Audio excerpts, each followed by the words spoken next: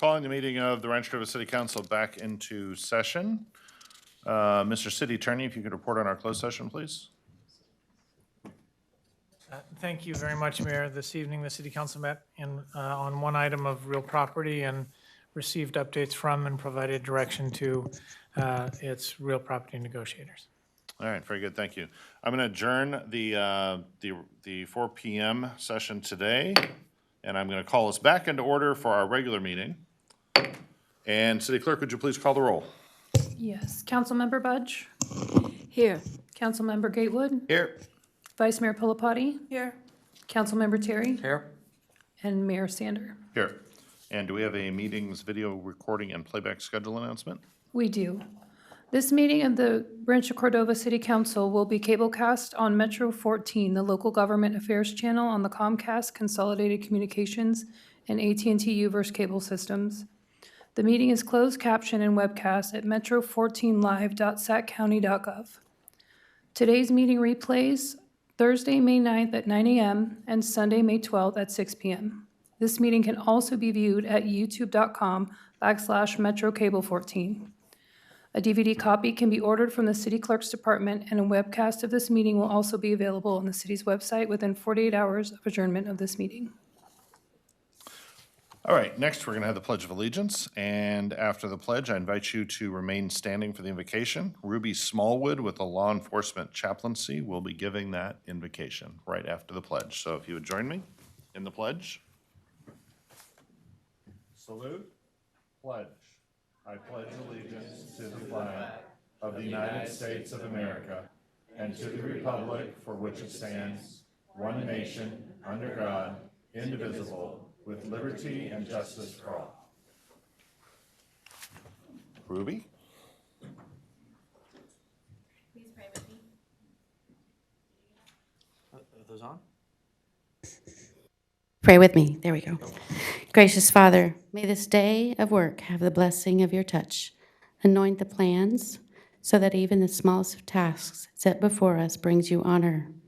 May all the work and service we do and the way we do it bless you and those we serve.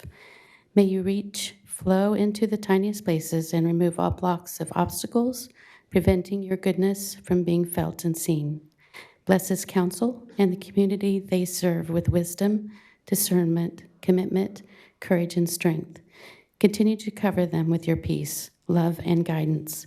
May all things be rooted in your unbiased love and attention. May your influence be in our lives, this council, and our beloved community. It's in your name. Amen. Thank you. Thank you very much, Ruby. All right, we are on to presentations, item number 13 and 13.1. May is Bike Month presentation and a recognition of local cycling champions. So I think Drew Hart is here to talk to us about May is Bike Month. Thank you, Mayor. Good evening, and good evening to City Council. My name is Drew Hart. I'm a Senior Transportation Planner here in the Public Works Department. And I would like to present to you, here we go, a short presentation celebrating May is Bike Month. We join the rest of the nation in recognizing that May is a great time to get out, enjoy the weather, whether it's cold or rainy or sunny, whatever it decides to be at the given day, and enjoy some time on two wheels. And so first thing that I'd like to do is to call your attention to the cards that I think you have in front of you and also in the back of the room, highlighting the great events that we have celebrating May is Bike Month throughout the city. These are done in collaboration with a number of our partners, SABA, Bicycle Advocates of Rancho Cordova, or BARC, and who are both here in attendance, Bike Lab, and 50 Corridor TMA. And so they have a number of bike events happening throughout this month, and we invite you to attend all that you're able to attend. The other thing that I wanted to provide an update on is we recently received a grant to update our active transportation plan. We actually have a bicycle master plan and a pedestrian master plan, both of which are getting a little dated. And so we're going to update and combine them into one shared vision for an active transportation plan. So next council meeting will be coming to you with a contract agreement to approve. And we're very excited to hire the consulting support of a very talented and capable firm to help us go out to the communities, do a lot of listening, and reflect the voices of the community in an updated vision for walking and biking throughout the city of Rancho Cordova. It is also exciting that we get to do it in concert with the general plan update. So the two of the planning efforts can have some built-in synergy and support one another and have some shared opportunities to listen to the community. So I'm very excited about that. And perhaps the most exciting part about tonight's few minutes with you is to recognize a few bike champions. So there's 4 in total. I'd like to introduce all 4 of them first, and then we have a couple of certificates to present to them. So first are 2 teachers at A.M. Wynn Waldorf School, and they, Joanna Gallagher and Trish Ryan, have been phenomenal. They, starting last year in their 7th grade class, they wanted to get out in nature and field trips with their students, and ran into some logistical challenges of the high cost of busing and the challenges of getting a bunch of parents to help carpool for field trips. And so their opportunity to find a solution to be on bike ended up being an excellent opportunity. So last year they took almost monthly field trips by bike for their 7th grade classes. And they would go various locations around the city, oftentimes to the public library as well as to Riverbend Park. And they've continued that now with their 8th grade class this year, and their most ambitious ride was a 9-mile trip by bike to participate in a track and field event, which I heard that they did pretty well at. So throughout this effort, they have instilled confidence and independence and autonomy in these junior high students, and which falls very much in line with the Waldorf mindset of kids needing a challenge to rise to, and they're capable of doing so much more than sometimes we give them credit for. Some students in their class even learned to ride a bike throughout this process and have started riding their bikes to school on their own. From what I understand, other teachers at the school are considering following in their footsteps next year. So last year we had the opportunity to join them on one of their bike rides, but we wanted to catch what the vision was like from an aerial perspective. Nice. So it was really, really fun to see these 7th graders at the time, now 8th graders, going out there and doing a field trip by bike. So was this like PD's drones or something? One of our contractors has Okay. these drones that we take, the glamour shots of all of our, Oh, okay. after a project is over, we take our glamour shots. We say, let's go out there and take some photos from the sky. Well, this is I a was gonna say the class, Chief's got a bunch of toys like this that he could play with too. this is a class 4 bike lane. That is correct. Yeah. So the majority of their ride from A.M. Wynn up to the American River Parkway Trail, they're on separated facilities where they aren't having to intermix with vehicles very often, thanks to this class 4 separated bikeway on Route Tier. Then they transition on Folsom Boulevard and then up Rod Beaudry to the American River Parkway Trail. It's fantastic. We'd love to see it being used. The next 2 bike champions, and here they are right here, and they're in attendance as well. The next 2 bike champions that I want to recognize, first I want to let you all to understand how we know about them. So the 50 Corridor TMA has a Safe Routes to School program at McGarvey Elementary School, where they have encouragement and education programs there. And one of the programs they have is this really cool scanning program where when the kids that want to participate have a keychain on their backpack with a barcode. And when they get to school, a parent volunteer will scan that barcode, and it sends an automatic text to mom or dad that says, hey, Sammy got to school. And so it gives parents the peace of mind that I can let my kids out, and I'll get that reassurance when they get to school that everything is just A-okay. So the other benefit of this program is that we get to see who rides and how often. So here's the next dynamic duo that I want to introduce, Uma and Magnus Vincent, who ride, it's a brother-sister combo in 5th and 3rd grade respectively. The 2 of them are unstoppable at riding bikes. They've ridden for over, I'm guessing we're approaching 100 days now since I made this presentation instead of 92. And over the course of the school year, they've logged over 300 miles. So Yeah, really, really impressive.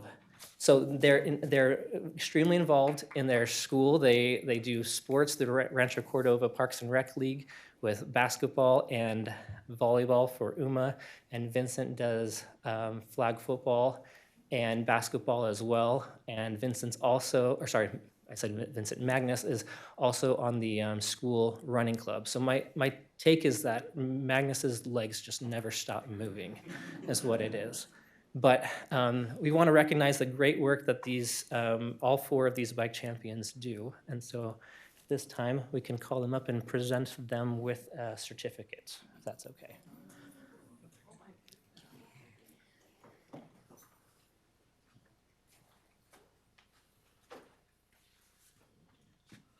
All right, so first up, we have Magnus, local cycling champion.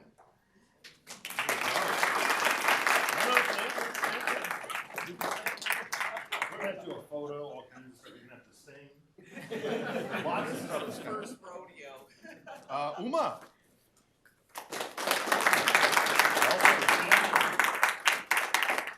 And Joanna, local cycling champion, yet again. And Trish, local cycling champion. Thank you. Okay, does everyone know how many miles you rode? 303. Say it real loud. 303. 303 miles. Same number, right? 303, because you guys paired up on your run? All right, very good. Should we do a photo? Yes. Photo? Should we have parents? Yes. No parents? All right, come on in here. Teachers? Oh my God. Okay, 350, that's lost.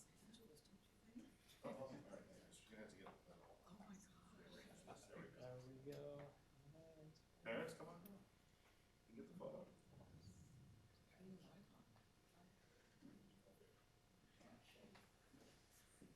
All right, very good.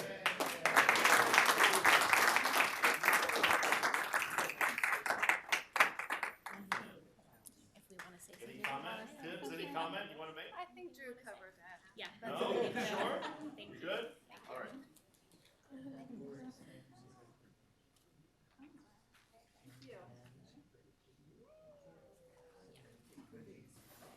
All right, everybody else who's ridden 302 miles to and from work or school, please stand up.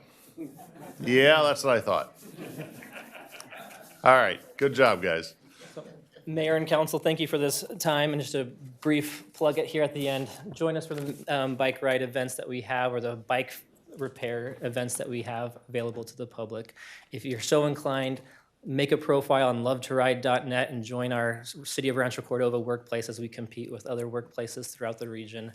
A tease that in October we'll be celebrating Biketober in Rancho Cordova, doing an open streets event. You've seen those before, where they close the streets to car traffic, and so there's biking, walking, dancing, yoga, whatever happening, rollerblading happening on the street. More details to come by our good friends at Saba for that event in October, and then we'll be back often with updates from what we're hearing from the community for the active transportation plan. Okay, very good. Thank There you. are other bike events that are not on this. For example, Kids Day in the Park just happened, was it last Saturday?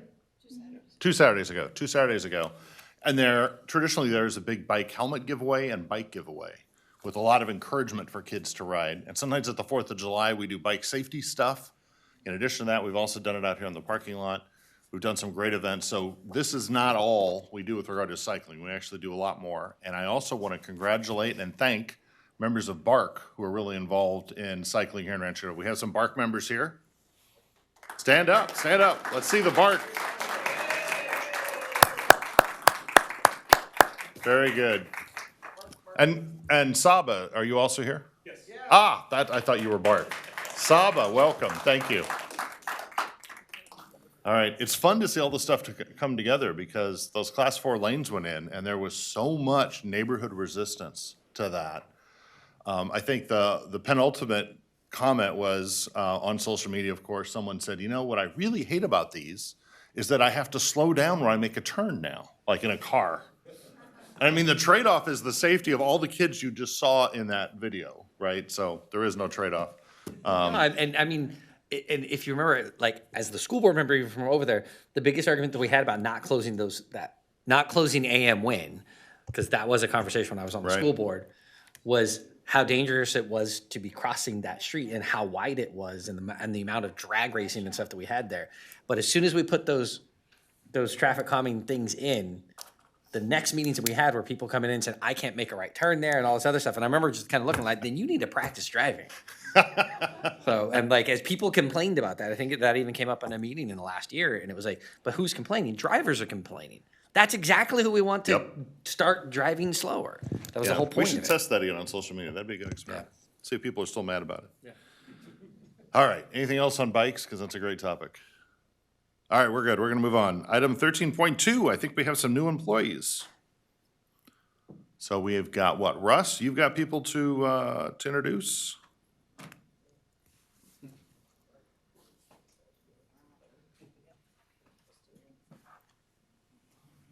Got quite a few.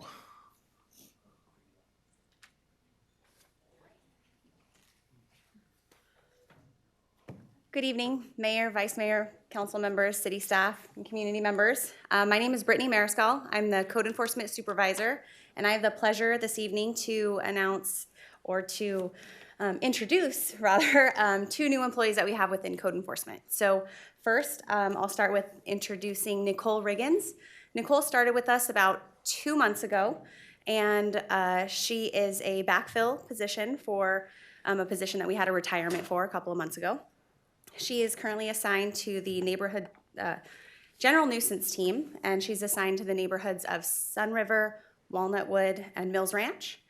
And she actually comes to us with code experience where she previously worked for the city of Vallejo. So I will turn it over to Nicole for to say a few words. Good evening. As Brittany said, my name is Nicole Riggins, and I'm excited to be working alongside all of you. I did come from 5 years of City of Vallejo in their PD and code section. I am ecstatic to be working here in Rancho. I was greeted with happy, smiling faces and warm feelings and all of the good things that, I didn't happen to get from the previous working section, so I am much appreciative of that. And I still see it to this day. I come to work with a smile every day. Everyone says good morning, everyone says good night. Such an amazing experience to be able to work with everyone that I'm working with. My goal is eventually to make the trip from Dixon to move out towards this area. And I can't wait to continue to grow and spend the rest of my working career here. So thank you. Very good, welcome. Next, I'll be introducing Sean Colon. Sean is only been here for 3 weeks. He is also part of the general nuisance team. He is filling a new position where we had some movement from a general officer, went to the rental housing inspection program, so he is backfilling that position. He will be assigned to the neighborhoods of Cordova Meadows and Cordova Gardens. And he joins us actually from the city of Sacramento, where he was previously an animal services officer. So I'll let him say a few words as well. Hi, good evening, everyone. It's a pleasure to meet you all. I'm very excited to be a part of the Rancho Cordova Code Enforcement team. As a resident of Rancho Cordova, I look forward to being hopefully a positive asset to our community. And again, it's nice to meet you all. Very good. Well, welcome to the fun city. Thank you. Thank you. And now the singing, right? No singing? Oh, Russ is here for the singing, good. Oh, no, you don't want to hear me sing.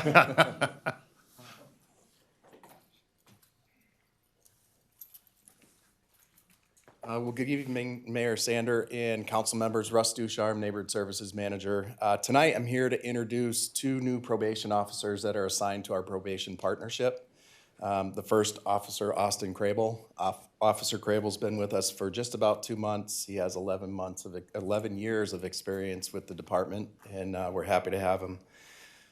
Officer Jose Duran's been with us for a little bit longer, about 1.5 years, but he just recently was promoted to senior probation officer in place, which we're greatly appreciative of, so we can have consistency amongst the team. He has 22 years with the probation department, and we're excited to keep him on board.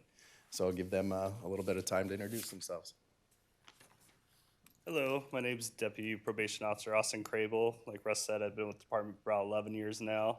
I'm excited to start here in the city of Rancho because I'm a resident as well. So I'm excited And to. a good friend of Garrett's. Let's all And a friend focus. of Garrett's. There we go. We won't hold that against you. And yeah, I'm excited to work with you guys and hopefully make a positive impact on the city of Rancho Cordova. A professional friendship or? Professional. Excellent. You didn't know him because of his job, is what he's asking.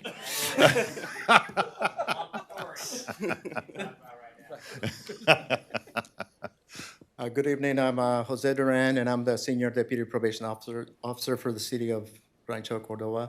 I met some of you guys, I actually came here about 2 years ago, but now that I'm promoted, I'm glad I actually, here with you guys. We have done a lot of help. I would like to think that we have provided a lot of help for the city in terms of what we do as probation officers. And I enjoy the collaboration that we do with Rancho PD, with POP, CSU, all the special units, all the detectives. I know they use me a lot to translate, but at the end of the day, I do help a lot when it comes down to dealing with probationers in the city of Rancho Cordova. And I just wanted to thank you for the opportunity to meet all of you guys and to thank you because I live in Mayther, which is kind of like, right there there you go. So I'm part of the family too. Yep. But I do want to thank you because me coming here, I'm able to provide a lot of experience that I have had throughout the years. And, I want to say that in the last couple of years, I have seen a lot of changes in the city of Rancho. So we're dealing with a lot of fentanyl. We're dealing with a lot of criminals that are dealing with fentanyl, and we're providing kind of that option to be able to have the tools that are required to get these guys. And not long ago, we got a big one. So I want to thank you for giving us the chance to provide those services for the city of Rancho Cordova. Thank you. Thank you guys very much. So Micah, this was great timing on our agenda to introduce 2 new code enforcement officers and our probation partners for this year because we have Growing Star Neighborhoods later on the agenda. But I just want to thank you guys for being here and for all the good work you do because you do make Rancho Cordova safer and better every day through your efforts. And we've got something really special going on with code enforcement, this partnership, and some of the other resources you mentioned just now. So thank you for being part of that. All right, we're going to move on to public comment. Oh, and thank you, Brittany, for the introductions as well. Public comment. Members of the public wishing to address the council for any matter not on the agenda may do so at this time by completing and submitting a speaker card to the city clerk, who is seated right over here. For items on the agenda, speakers will be called up by me at the point when we reach that item on the agenda, and we're going to hear that item. Speakers are encouraged to keep comments to 3 minutes or less and to state their name and community residence. Note that, under provisions of the California Government Code, the City Council is prohibited from discussing or taking immediate action on any item not on the agenda unless it can be demonstrated to be of an emergency nature or the need to take immediate action arose after the posting of this agenda. So, Madam Clerk, do we have people signed up for public comment? Yes, I received 4 speaker cards. The first speaker will be Todd Smith. And Todd, you'll be followed by Larry Ladd.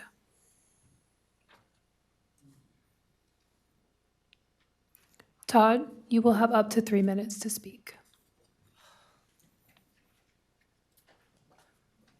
Good evening. My name is Todd Smith. Thank you for seeing me. Unfortunately, this isn't going to be as happy as bicycles. I have a little bit more serious issue. Name of my company is West Coast Outlaws. We have a heavy equipment, construction, concrete, manufacturing business in Rancho Cordova. We have been in business in Sacramento about 5 years now. The reason I'm here is we were involved with a company that you guys keep giving permits to called Latlong Infrastructure, who's owned by a company called SoFi. They're known under Latlong Infrastructure, Latlong Infrastructure Partners, Latlong Infrastructure of California, Latlong Management LLC, LEMP, Urban Tech Consulting, Victoria Van Buren, Daniel Robert Urban, et cetera, et cetera, et cetera. My point is that this company came into town. They're doing a bunch of fiber work. We worked with them for about 1.5 years, 2 years approximately. When we were involved with them, we had a lot of face-to-face meetings with your public works management team. Made sure that all the jobs went exactly as you guys wanted them to, with type of material you wanted in the ground, the color of the material that you want in the ground, traffic, road conditions, when we could pour at night, when we could pour at daytime, et cetera, et cetera. This company's left me holding somewhere in the neighborhood of $138,000 to $339,000, depending on how deep I want to dig and when they're finally going to pay me back. My other vendors that I introduced the company to, they're into them between $75,000 and $125,000, and you guys keep giving out these permits, letting them operate in town. So that's why I'm here. Want to know if there's something we can do about this. We've sent emails. I've spoken to Dahlia and all of her crew on a couple of different occasions back when we were running these operations with these guys. And I'd like to get some kind of solution to this problem and quit giving these guys permits to operate. It's not just me that they're hurting. Obviously, I'm in this town. I pay my permits. I pay my taxes. I pay my workman's comp. I pay everything you guys want me to pay, and there's a whole lot of it when you own a concrete plant. So I want to know if we can figure out some way to keep these guys from doing what they're doing. The head person in charge is named Simon Underwood, and as weird as this is, he's actually the president of the Insolvency Practitioners Association, which means this guy's got a long, long list of going into towns, setting up businesses, leaving, and owing everybody money. They are New York Eastern Your time is District. up. Please wrap up your comments. Sorry? Your time is up. Okay. Please wrap up your comments. Thank you very much for your time. So thank you for coming, Todd. Albert Stricker is in the back of the room. He's our Director of Public Works. I would recommend you have a conversation with him, probably out in the lobby, and then arrange for some follow-up on that. So next is Larry Ladd. Following Larry will be Harkirat Upal. Larry, you'll have up to 3 minutes. Right. My name is Larry Leroy Ladd. I'm one of the co-founders of this city. I've got well, first of all, I want to say Dave Roberts would be thrilled to see so many people here, so many diverse issues. You just had one laid on your lap now. Heavy-duty problems you have to deal with every day serving as city council person. So I congratulate you guys on that. And in the new people coming in for the city, Nicole Riggins, Code Enforcement Officer for Sun River, my neighborhood. I promise you, if I get permission from my physician on Wednesday, that I will clip the weeds in my front yard. And then Austin Krebel, new Deputy Probation Officer. Believe it or not, when I was 19 years old and took an aptitude test, the test said Foreign Service Officer, Emergency Medical Technician, or Probation Officer. So hooray to the probation officers. Again, it's a very important job. But my hat today is a community advisory group for our Jet Superfund site issues. And following Lupe's advice, I'm going to make it really simple. I've submitted a map of a place that has the salient problem empirically that's hindering development on the Airjet Superfund site, TC vapor intrusion. And then a graph of copy numbers of genes which TC is supposed to affect. Now what, I've got 30 seconds left? A minute and 30 seconds. A minute, okay. Executive summary on the map. What the state of New York found a decade ago is a surplus of conotruncal fetal heart defects. Conotruncal has to do with the column that the heart starts out as, where it tapers as a cone and then it's straight. So the specific part of the embryonic, and that was 3 cases out of 1,000 births. And so I tell Ms. Aquino over in her part of Rancho, Cordova, if they put houses next to the #1 TCA vapor intrusion site, and that particular fetal heart defect shows up, don't wait for 5 of them to show up before it's statistically significant to realize you've got a problem. Now, copy number alterations in follicular lymphoma. TC is supposed to affect copy numbers. That's why I picked this particular one. Follicular lymphoma, if you look down at LA and the TC plume there, it's suspicious. So what I put on the top here is the mutations that are known. So VHL, P81S, that's in kidney cancer, that's well studied, that's what TCE does. And then, as I said before, in the middle, that's NDMA, chromosomes 11 and 12. On the periphery, at 3 and 22. And so what this graph is telling you is when it comes to lymphoma, I ain't looking at 3 because there's not much going on at 3. It doesn't play a role in this particular form of lymphoma. Your time is up. Please Okay. wrap up your comments. So 22, this fetal heart defect that I suspect, there's a deletion that causes it. Breakpoint control region, all kinds of childhood leukemia. And then Ewing sarcoma, I don't work on anything that didn't happen in Rancho Cordova. And so when a teacher gave birth to a child with neuroblastoma at White Rock, it went over to the well and found a history of a guy with Ewing sarcoma. So if it doesn't happen in Rancho Cordova, I don't study it. Thank you, Larry. Next up is Harkirat Upal. Following Harkirat will be Helen Whalen Bashaw. Harkirat, you'll have up to 3 minutes. Welcome. Hello, can you all hear me? Yes. My name is Sakira Upal. Thank you for having me this evening. I'm a Sac State student, and I wanted to make a public comment today. So last meeting I attended was April 2nd, and you guys discussed the corridor enhancement project, and they're looking for some feedback to take to you guys. So I wanted to give some feedback to you and take back to them. I really want California poppies everywhere on these corridors. I think that'd be a great idea. They're a really vibrant flower, and the state flower. I live in the area. I daily commute through these corridors all the time, through Bradshaw, Sunrise, Infidel, and Matherfield. Yeah, they're easy plant to maintain. They're drought resistant, and I think they're great. I'm a fan of the baby blue eyes as well, but I think the California poppies would be great. It's a state flower. I always saw them when I was growing up, and I know Councilman Terry, you're talking about maybe painting like bike lanes to be more historic with the gold rush and stuff. So what better way to show some California spirit with some California poppies? Thank you. I'm growing them in my front yard. I think that is a great idea. We can't discuss the substance of what he just suggested. But my father-in-law had an incident when he was managing a dam, and there were these huge embankments, and he wanted to put poppies on them, right? Huge number of poppies. He bought barrels of poppy seed to spread out there, and they did it. They got it all in place, and like 4 days later, there was a very unseasonable thunderstorm. And all those tiny little poppy seeds ended up way at the bottom of those hills. But except for that, a dam that we all know and love would be covered with poppies on each side. You'll have to ask me which dam later. Any more public comment? Yes, I have one more. Next speaker is Helen. Helen, you'll have up to 3 minutes.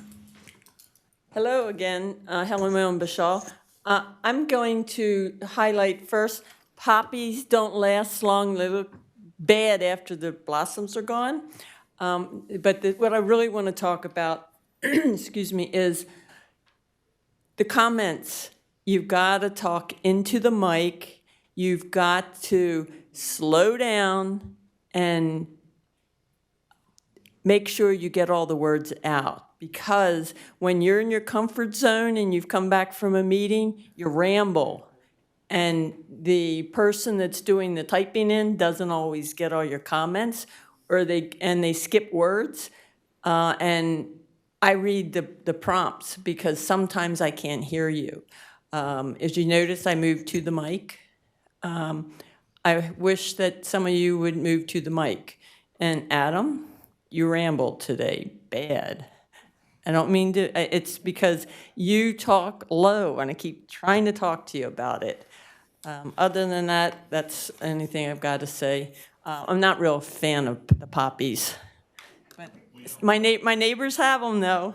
I used to have them in my front yard. You might remember that whole area. And you didn't have to water them. They just came back. But you're right. They bloomed and then they were a little scruffy looking. I have mulleins in my yard, which are similar to the lamb's ear, Yeah. but it's a native plant. And it's a plant that was used back in the settler days when children got diaper rash and stuff. They used the leaves and the buds in the plants they use that for municipal purposes. And they get like 6 or 7 feet tall.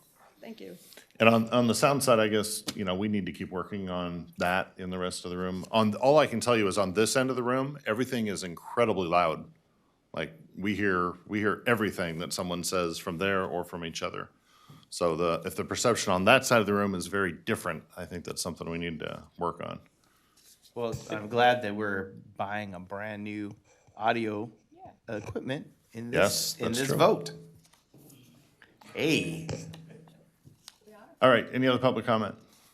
Very good, thank you all. We're going to move on to council reports. I see Lupe has her hand raised. I have a last minute thought. Can I add that to my list? It's nothing controversial, okay? No, it's fine. You have another card turned in for something else later? Yes. Okay, yes, she's bringing you a mic. I'll get to the, yes, please. Thank you. I appreciate that very much. My name is Lupe Trevis Hernandez. Thank you for accepting me on impromptu. But our family recently experienced a horrific issue with a young lady in our family, not one of my children, but a relative.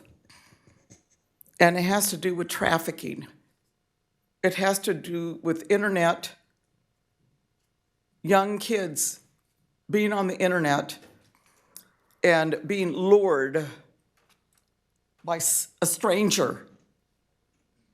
The young lady in our family is in her teens. She's immature and impressionable.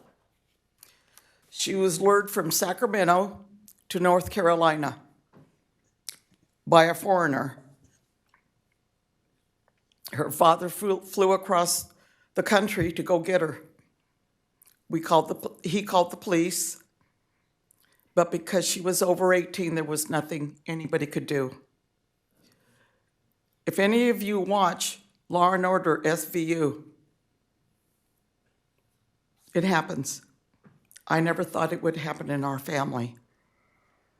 And I say this because I think better protections need to be put, not only in the internet for our children in school, at home. Parents, go through your children's phones, their laptops. The only saving grace that my nephew had was that he had a tracker on his daughter's phone, and he knew exactly where she went. She had said, "I'm going across the country to celebrate a birthday for my friend."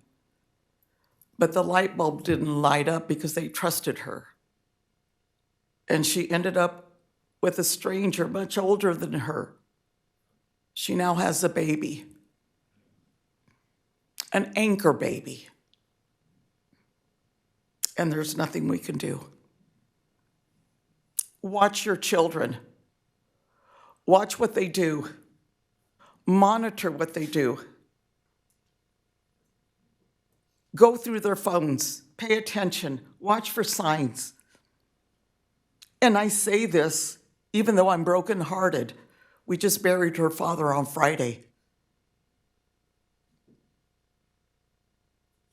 And I say this because we have to do better. We have hot spots where children can go when they go to Starbucks or wherever, and they don't have to, be connected at home. But these are things that we talk about all the time. And yet we think we're protecting our children. Give them a little, let the rope go a little bit and see how much they can hang themselves. But sometimes they go too far and they're not retrievable. We're heartbroken, not only because we've lost her to a stranger, but now her father is gone as well. And these are things that can happen to any family. The stranger waited for her to turn 18. That's what happens when you're not watching and you're not paying attention. So don't say it can't happen to you. And to the parents that are listening out there, watch your children. To the mom and dads, to the guardians, to grandma and grandpa, anybody that has a connection with their children and grandchildren. Get in their faces and get in their phones and get in their social media. Your time is up. Please wrap up your comments. Thank you. Thank you, Lupe.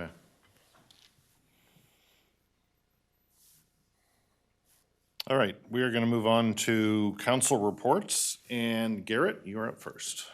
Two things. We had the first CRPD meeting, then I think in 2x2 in the last 6 years. Second one? Second one. Second.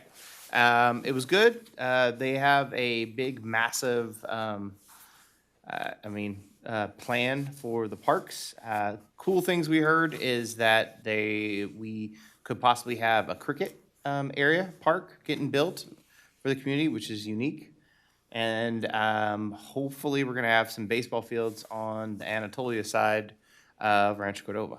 And then we also met with the fire department. We have grown so much in the last year that they are deciding that they're getting ready to put in another firehouse, which is crazy amount of growth because we weren't supposed to have another firehouse for, was it 10 years? 6 or 10 years? And they were like, yeah, never mind. We just opened the last one. We're gonna have to go ahead and open a new one. So they're now doing studies on where they're going to put the new firehouse to accommodate all the growth. And Rancho Cordova, I think, is number 1 or number 2 in the growing communities in the region. Thank you. Very good. Linda? The other great thing about the Metro Fire 2x2 or ad hoc committee is that last year, the incidents of brush fires, wildfires in Rancho Cordova were down. And partly it's because Metro Fire started really cracking down on weed abatement in different places, in vacant fields and next to houses and that kind of thing. And we all really appreciate that. So even though the weather people and everybody say, oh, we've had all this rain and we're going to have all this brush, Metro Fire is doing their part to try to keep it under control. David and I attended the grand drawing for the person who won the St. Jude charity home out in that's a Woodside. I think it's Woodside out there. And I'm sorry, I don't remember the lady's name, but it was quite a celebration, and the weather was a heck of a lot better than it was when we all went to celebrate the groundbreaking, and it was freezing and windy.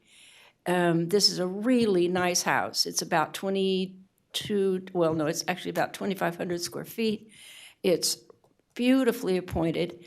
Everything in the house is donated by somebody's appliance dealer, carpet, painting, rugs, windows, bathroom fixtures. Everything in the house was donated so that St. Jude could reap the maximum in profits from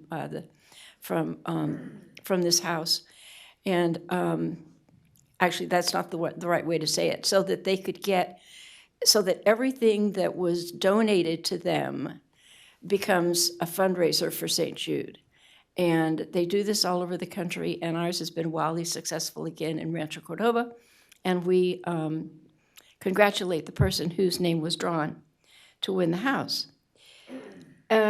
Saturday, a week ago, it was my privilege to go and present a key to the city to the gentleman who is actually the president of Moose International.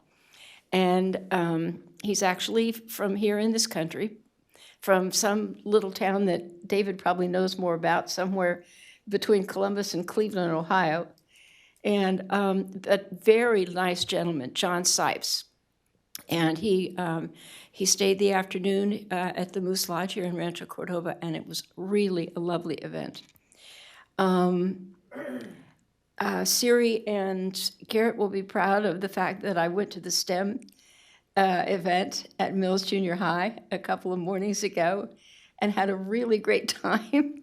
And, you know, I was going to go in and pick a kid and say, so what new thing did you learn today? But it turned out I was the one who learned something. UC Davis Neurological Center has got a gadget where you put an electric strap on your arm, and then the movements, the gross motor skills, you can move things with it. And they were moving this ball around a maze. It was absolutely fascinating. Whichever way you move your hand or whatever, it picks up the electric signals from your arm muscles and controls it on the board. I couldn't tell you how, but it was really quite fascinating. I think this the same day I went to the Moose Lodge might have been the day that I also went to the Grange to give them a congratulatory presentation on their 150th anniversary. Fiber City has finally come to our neighborhood, and so we're dealing with the joys of that. And I would ask that we adjourn in the memory of two very wonderful people. The first one is a patriotic gentleman, retired Air Force Colonel Bruce Mosley, who served as base commander sometime in the late 70s or early 80s, and went from there after Mather closed. He went to be one of the deputy directors at the county airports, and he retired and has been living here in the area all this time, and he's just passed away. And then a remarkable woman, Delane Easton, who served in the Assembly for 4 terms, and she was the first and only woman elected to be the state superintendent of schools. And she has just passed away. Both of these people were way too young, in their 70s and early 80s, and they will be missed. Thank you. Very good. And Donald. Bringing up Delaney Easton, the first college conference I ever went to when I was in student government, we ended up having dinner with our college president, John Laird, who was our community college trustee at the time, and our state senator, Bruce McPherson. And Delane Easton came over to say hello. Yeah. So like my first overnight time Yeah. spending time in Sacramento, I got to meet her for a very brief moment. I met her at our California Elected Women's Association. Yeah, no, wonderful, wonderful woman with a Yeah. wonderful career, and did a lot for so many people. Thank you for bringing that up. I'll be fairly brief. Cap to Cap has happened since the last time we had an actual meeting. So I want to thank Covino, Smith, and Simon. I'm missing a name in there somewhere. That's So all 3, but I think it's the wrong order. It's Covino, Smith, and Simon. Simon, I think yeah. it's the Lynn 3 of them Simon, now. Yeah. Sorry, I'm not used to not being Simon and Company, but they did a massive amount of work. And Stefan, who's not, I think, in the room right now, was also one of the team leads. I think we had like 5 or 6 of us, but Stefan and a couple other people did most of the work, I'll be honest with you. But it was a great few days in DC, two really heavy days of work and lobbying on behalf of homeless service providers, affordable housing developers, and organizations really focused on homeless prevention, especially around economic empowerment of families and resiliency of families, especially with some of the work that's being done by the United Way, who, for those of you who don't know, is their headquarters are here in Rancho Cordova, over by Mather. And so want to thank the team and everybody else that made that, again, a very successful trip and program, excuse me. The Air District met. The only thing I would probably highlight there is the Air District is selling its building that's down on 12th Street right there by the light rail. And it's in contract. They're looking at moving their facility. In general, they had a large tenant. They actually had WellSpace Health was on the 2nd floor of that building and went and got their own building over by Costco and kind of the Arden area over there. And the Air District has really embraced remote working, which you'd think they would be one of the first ones to really, look at focusing on that with trying to have less miles, traveled and everything else. And so they're looking to downsize and have a smaller footprint. And so that building is going to a great tenant that's working with the with the county and the city around a lot of healthcare stuff. So that should be closing very soon, but that's kind of the big transaction that they're doing. I want to thank Maria for coming down to the Lower American River Conservancy meeting that we had last month.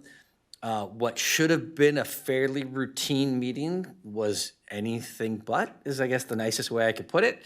And I was not nice in that meeting, but I will say that we secured the entire grant that was being asked for soil-borne farms, when some had suggested that we save a good portion of it for some future project someday that might come along, that we had paid for some feasibility study in some other place in the county.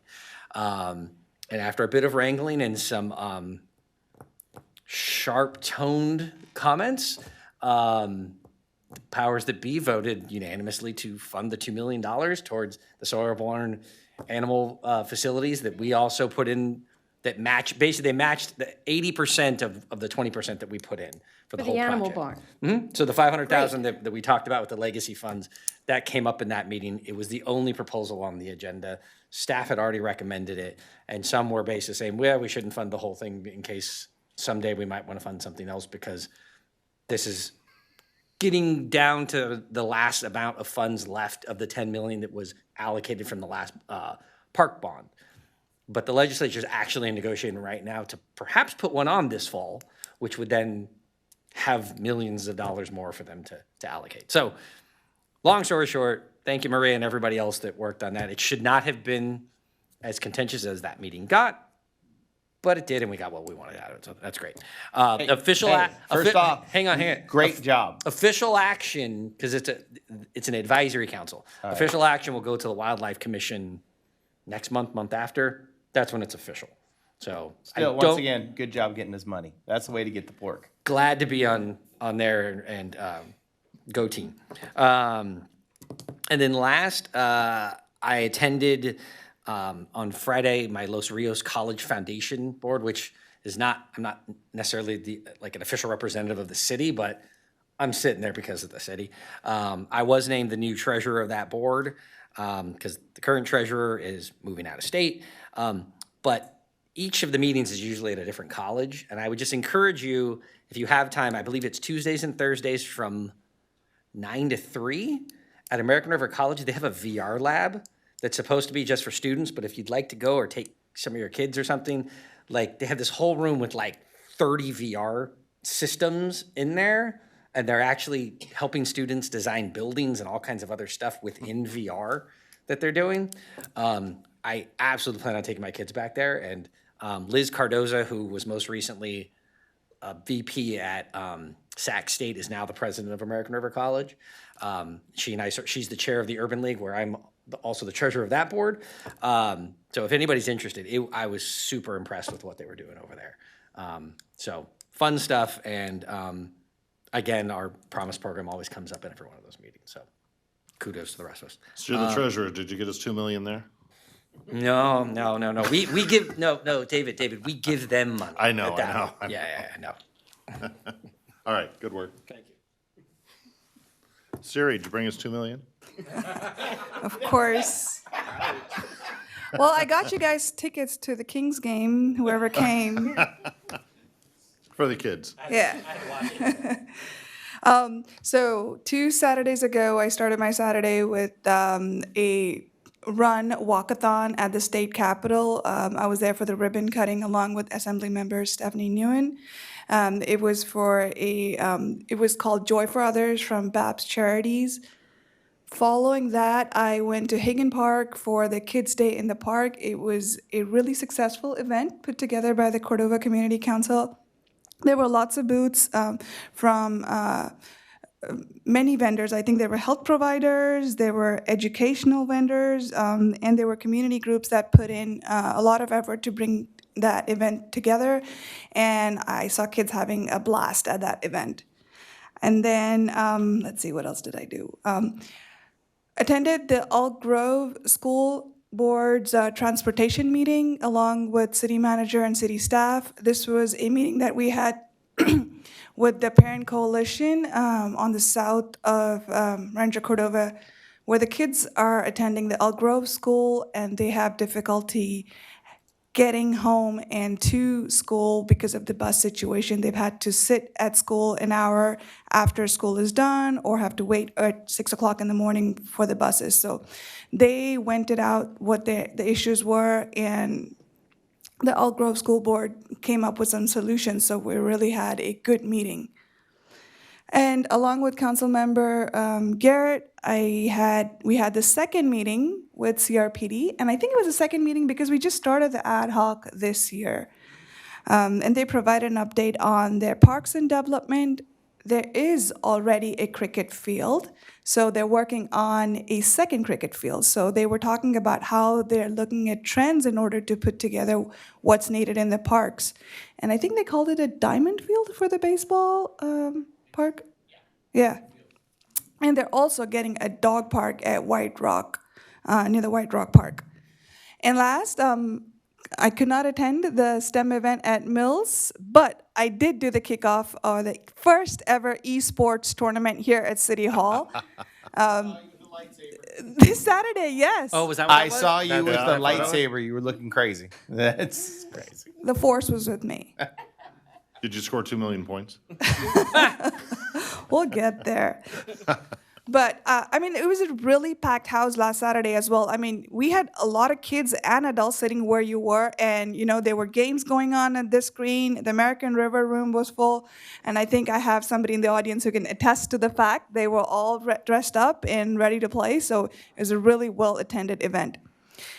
And the last thing I want to add is I will try to enunciate and speak slower because there's no person typing away who can actually understand what I'm saying. It's AI generated.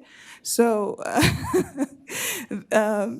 you know, the AI is improving my leaps and bounds. It's probably picking up a lot of what we're saying, but I will keep in mind that I don't know where our technology is, but thank you. Can I just make one plug for whenever you guys have the next 2x2 with the Park District? Pickleball? And why there aren't? Okay.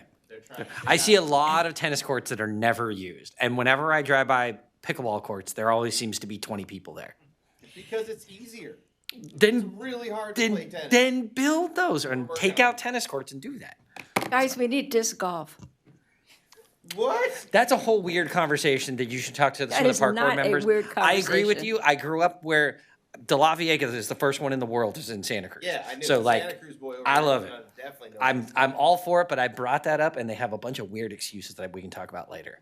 But Well, They- it was they- part they- of our very first Measure H requests.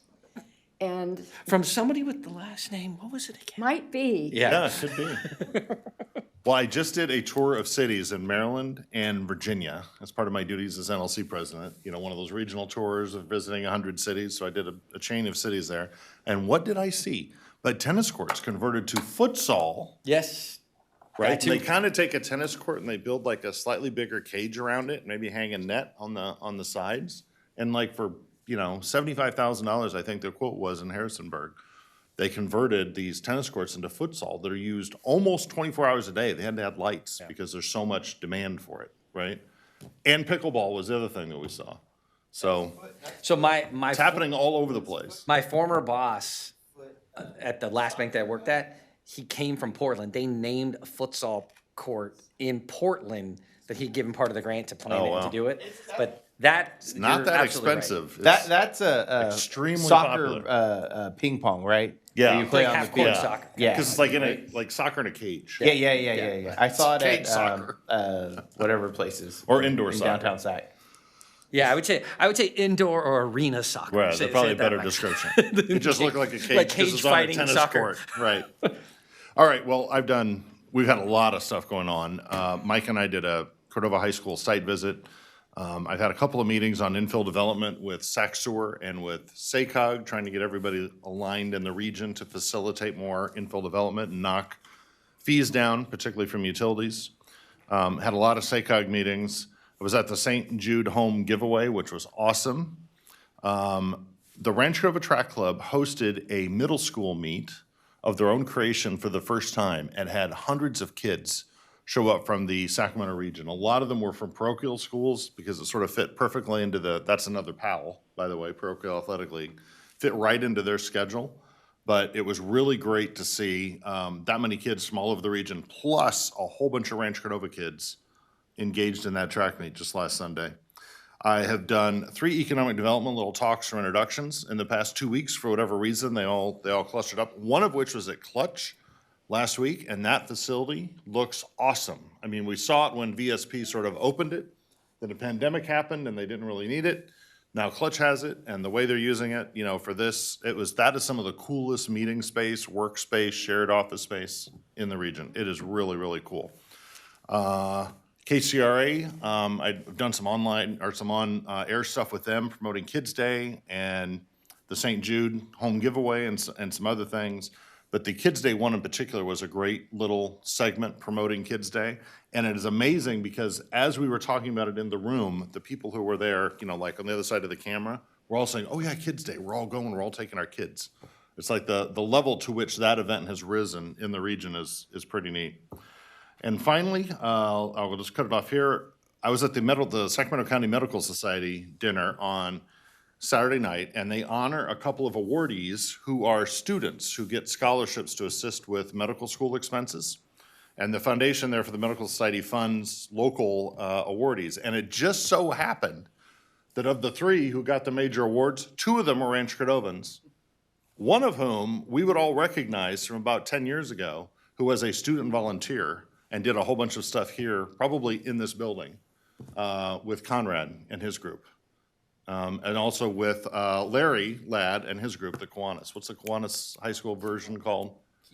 Key Club. Yeah. So it was just so cool because I sort of sat down at the table and they put me at the table with those kids, medical students now. And I look at this kid and I'm like, something. Sure enough, Rancho Cordova kids. So that was really cool. I'll probably ought to post something somewhere about that. All right, that takes care of our council reports. City manager's report. Sure, thank you, Mayor. Just a couple of quick items. One is just as a report back on the May is Bike Month. I had the Chief Tamayo was nice enough to send me the number of helmets and number of bikes that were given away at Kids Day a couple weeks ago, and so we, with Rancho Cordova Police Department, gave away 100 helmets and 85 bikes as part of Kids Day. So I guess the beginning of the May is Bike Month celebration happening a couple weeks early. And then just the other thing, just want to plug Spring Service Day. So we do not have a council meeting until the Spring Service Day. That happens on May 18th. And so bringing together multiple community projects and volunteers and spending a day in the community, serving the community, and really want to highlight that. As you go to our City of Rancho Cordova website, you will see ways to volunteer or continue to sponsor those events. So really looking forward to that big day of community service and celebrating Spring Service Day with everybody there. So that's happening on May 18th. So if you're interested, please sign up. That's it. All right, very good. We're going to move on to item number 17, consent calendar items. Consent calendar items consist of matters deemed routine and non-controversial by staff. Unless a member of the council wishes to pull an item for individual consideration, all items will be approved by one motion. Citizens wishing to address the council for any matter on the consent calendar agenda may do so at this time by completing and submitting a speaker card to the city clerk, or by using the raise hand feature in Zoom or by telephone. For items, We don't have Zoom. except we are not We need to Sorry. update that word. those at this point. Not correct. For items on the agenda, speakers will be called up to the podium by the mayor at the point on the agenda when the item will be heard. Speakers are encouraged to keep comments to 3 minutes or less and to state their name and community of residence. So are there any items the council wishes to choose from the consent calendar? Hearing none, I will move approval of 17.1 and 17.10. Do we have- I have public Asking comment. if there is public comment. I have public comment for items number 17.6 and 17.10.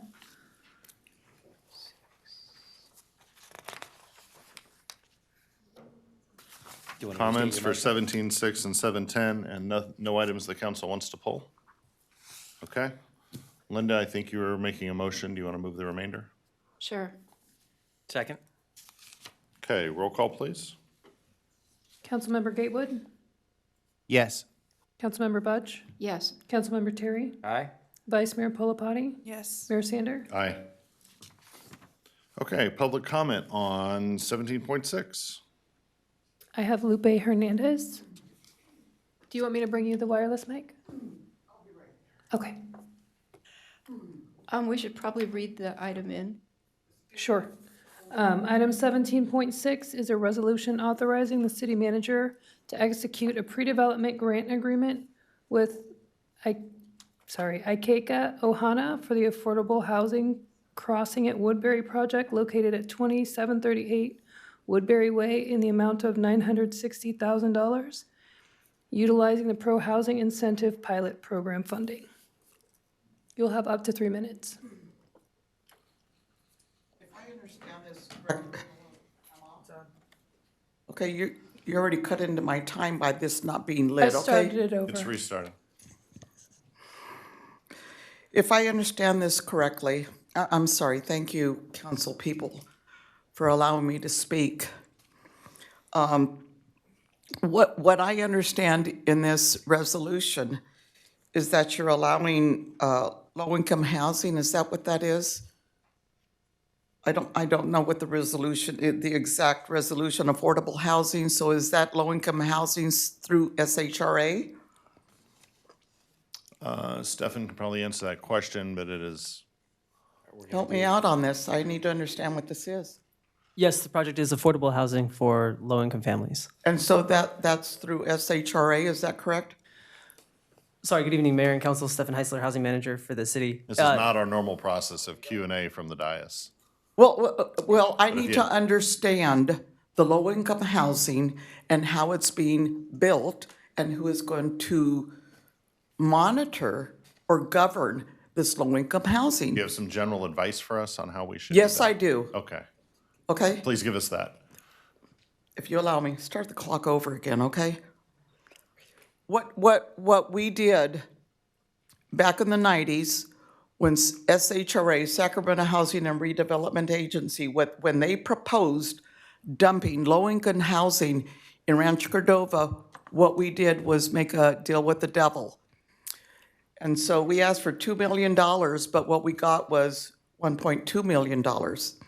And from that money, we asked that resources be included in this process when we were negotiating with Ms. Moore, that was with the SHRA back then. And so we asked them to include a community center within that housing, and to make it mixed housing, not only for disabled, low income, seniors, so you have a variety and diversity of individuals and not just low income people. And I believe on Coloma, because they were gonna put all the housing in on Coloma Road, and with some of those monies that we got, we built, we created, we renovated, and I believe, Linda, you were there. Is that correct, Ms. Budge? Keep going. And so what we did was create the Rancho Cordova Neighborhood Center that is currently now at McGregor and Coloma Road. But after our 20 years was up, they renovated it, and after our 20 years was up, the lease was up, the city police, the sheriff's department pulled out. And so that left some vacant spaces there and only community resources, okay? So if you go to the community and ask them what is needed in this housing, we will tell you sustainability is needed in terms of resources to not only educate, inform, but also embrace folks that move there with the information, the resources that they need so that they become. We lived in low-income housing for 2 years when my husband and I were first married. We didn't see it as long-term residency. Your time is up. We Please left wrap up your after 2 comments. years. And so people need to see this with hope of moving on. Mr. Mayor, I have a question for Stefan. Thank you, Lupe. You're welcome. Stefan, this is a city project. This is not an SHRA project. That's correct. Yes. And this is a continuation of this is the last remnant of the small project that we started about 15 years ago to replace the Stagger Inn. So we're finally going to get something built where the Stagger Inn used to be. That's correct, yeah. This project is the one we're working on to finish that redevelopment of the Stagger Inn site. Super. Thank you.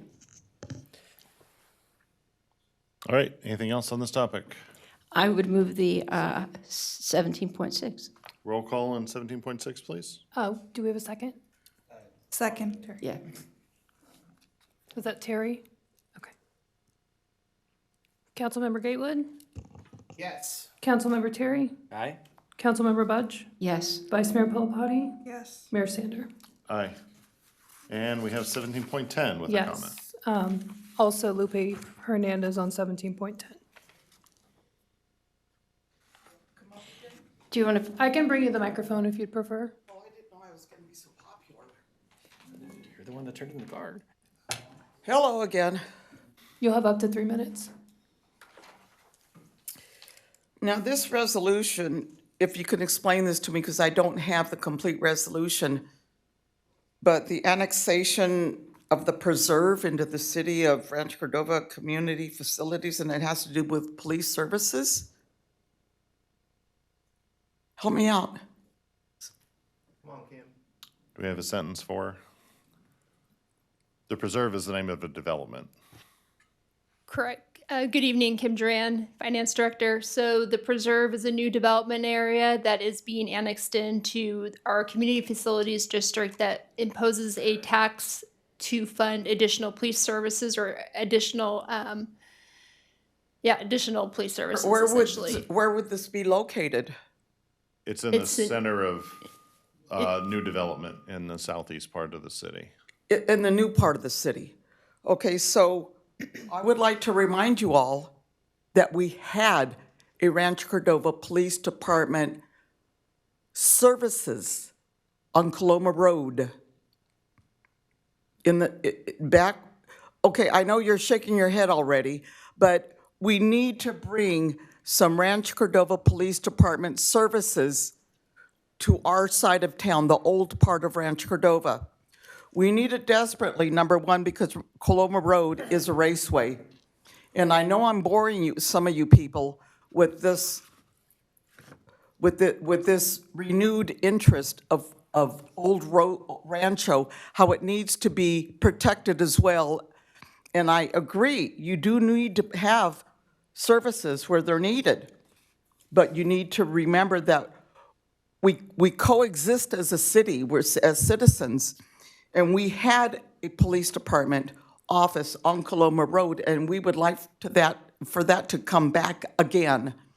You're going to have an annex, if I understand this correctly, out in the Anatolia area or beyond. And that, see, because I don't okay, then explain it to me. If you're shaking your head, explain to me where it's going to be. Well, we're not supposed to be going back and forth, but I'll be very brief and explain it to you. Okay. It's annexing that land into a fee district that will charge the home buyers and the homeowners that live there a bunch of fees, including a police fee.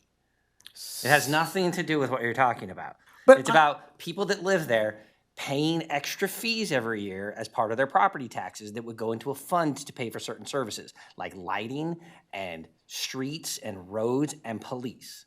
That's what that is. So it won't not be. About it's not a police annex building. That's what I'm asking. And that's what I'm telling you, it's not. Okay. Okay. But either way, we still need to bring back a neighborhood police services center to Coloma Road. I see police right there, and you're looking at different dynamics to bring those type of services there. No, it's about them paying for additional. They will pay for that.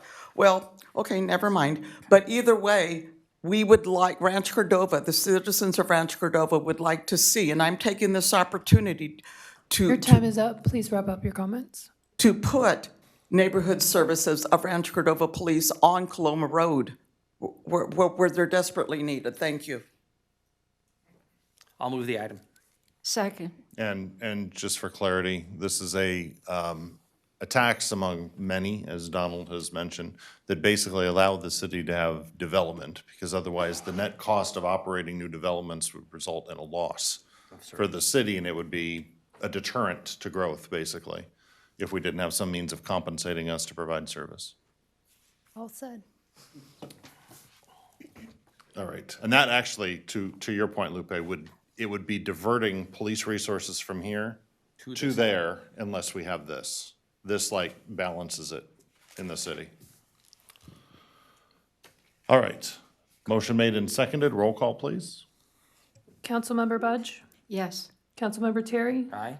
Councilmember Gatewood? Yes. Vice Mayor Pulapati? Yes. Mayor Sander? Aye. All right, we are on to item 18, consent public hearing items. Consent public hearing items consist of matters deemed routine and non-controversial by staff. Unless a member of the council wishes to pull an item for individual consideration, all items will be approved by one motion. So I am going to open the public hearing. Do we have any public comments? Yes, I have public comments for item 18.2. I'll move 18.1. Second. Motion made and seconded to adopt 18.1. Let me see.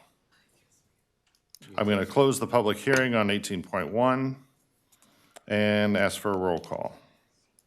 Councilmember Gatewood? Yes. Councilmember Budge? Yes. Councilmember Terry? Aye. Vice Mayor Pulapati? Yes. Mayor Sander? Aye. So the public hearing remains open on item 18.2, and we have a public comment. Yes, I have 4 public comments. Very good. Do you want me to read the subject? Yes, that'd be great. Okay. 18.2 is an ordinance amending Title 4, Chapter 4.54, Regulations and Prohibitions, and Title 9, Chapter 9.36, Park Regulations of the Rancho Cordova Municipal Code regarding the regulation of social host fireworks and the regulation of illegal fireworks in parks. Our first speaker is going to be Dennis Ravel. Following Dennis is going to be Mike Munson. Dennis, you'll have up to 3 minutes.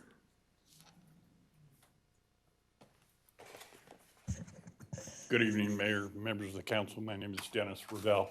It's my pleasure and honor to be before you this evening on behalf of our client, TNT Fireworks, and the nonprofit organizations here in Rancho Cordova who act as their retail partners. It's my understanding staff has amended the recommendations to accept the 2 amendments that we had suggested in our letter to you this morning. And I'll be happy to respond to any of those, any questions there might be. I think it's safe to say that until the state and federal government take action to stop the supply chain of illegal fireworks into California, the problems that this community and every community in the state is having to endure will continue and probably get worse. In jurisdictions where no fireworks are allowed, it is actually severely worse than those where safe and sane fireworks are permitted. Regrettably, local jurisdictions have not only become the first line of defense, at times they are the only line of defense against these products. The amendments to your ordinance, which we wholeheartedly endorse and support, particularly with the 2 amendments we requested, will provide the mechanism for you to have some impact on that problem here in this city, contingent on one thing, and that is that some agency, either law enforcement, code enforcement, and or fire department, do the job to, in fact, issue the citations in a way that maximizes the number of citations as well as their collectability. And so I would encourage you that if there are no consequences for bad acts, things will continue to get worse. And you've taken a major step here this evening to address that, and we fully support that. So you have no recommendations on alterations to what we're looking at? Yes, we had 2 that we submitted, and staff told me this afternoon, called me and told me that there were amendments to it, one which was on the section regarding the flyer. We requested that the word flyer be stricken from that line, and also that before the word fireworks, that the word state-approved safe and sane fireworks be inserted. And then on the section regarding the stand removal, that be left at July 18 rather than July 14, because there'd been no rationale or complaints pro-offered to support that change, and it creates somewhat of a burden, as we showed you in the letter, given the other deadlines within the county. Mr. Mayor, if I can, we did receive Mr. Ravel's comments and changes requested today. We have prepared those changes and amendments that were requested. They were minor changes that we support. And so I think before you approve this action tonight, we'd like to read those changes into the record and get the motion to reflect that for those amendments that were requested. Before we recuse you, I just want to ask one sort of theoretical question. People are always asking us, what can you do about illegal fireworks? And I think one of the debates out there has been that the safe and sane are expensive enough and hard enough to get that more and more people are going to an alternative. Buying it illegally, bringing it from another state, whatever the alternative is. Also, we have really restricted public displays of fireworks. That probably also drives an appetite to do it on your own somewhere else. Do you have any other insights for us on that problem, like the market-based side of that problem? Yeah, the single largest source, if not the primary source for illegal fireworks in California, are 13 brick and mortar stores immediately across the Nevada border, 7 in northern Nevada, 6 in Southern California.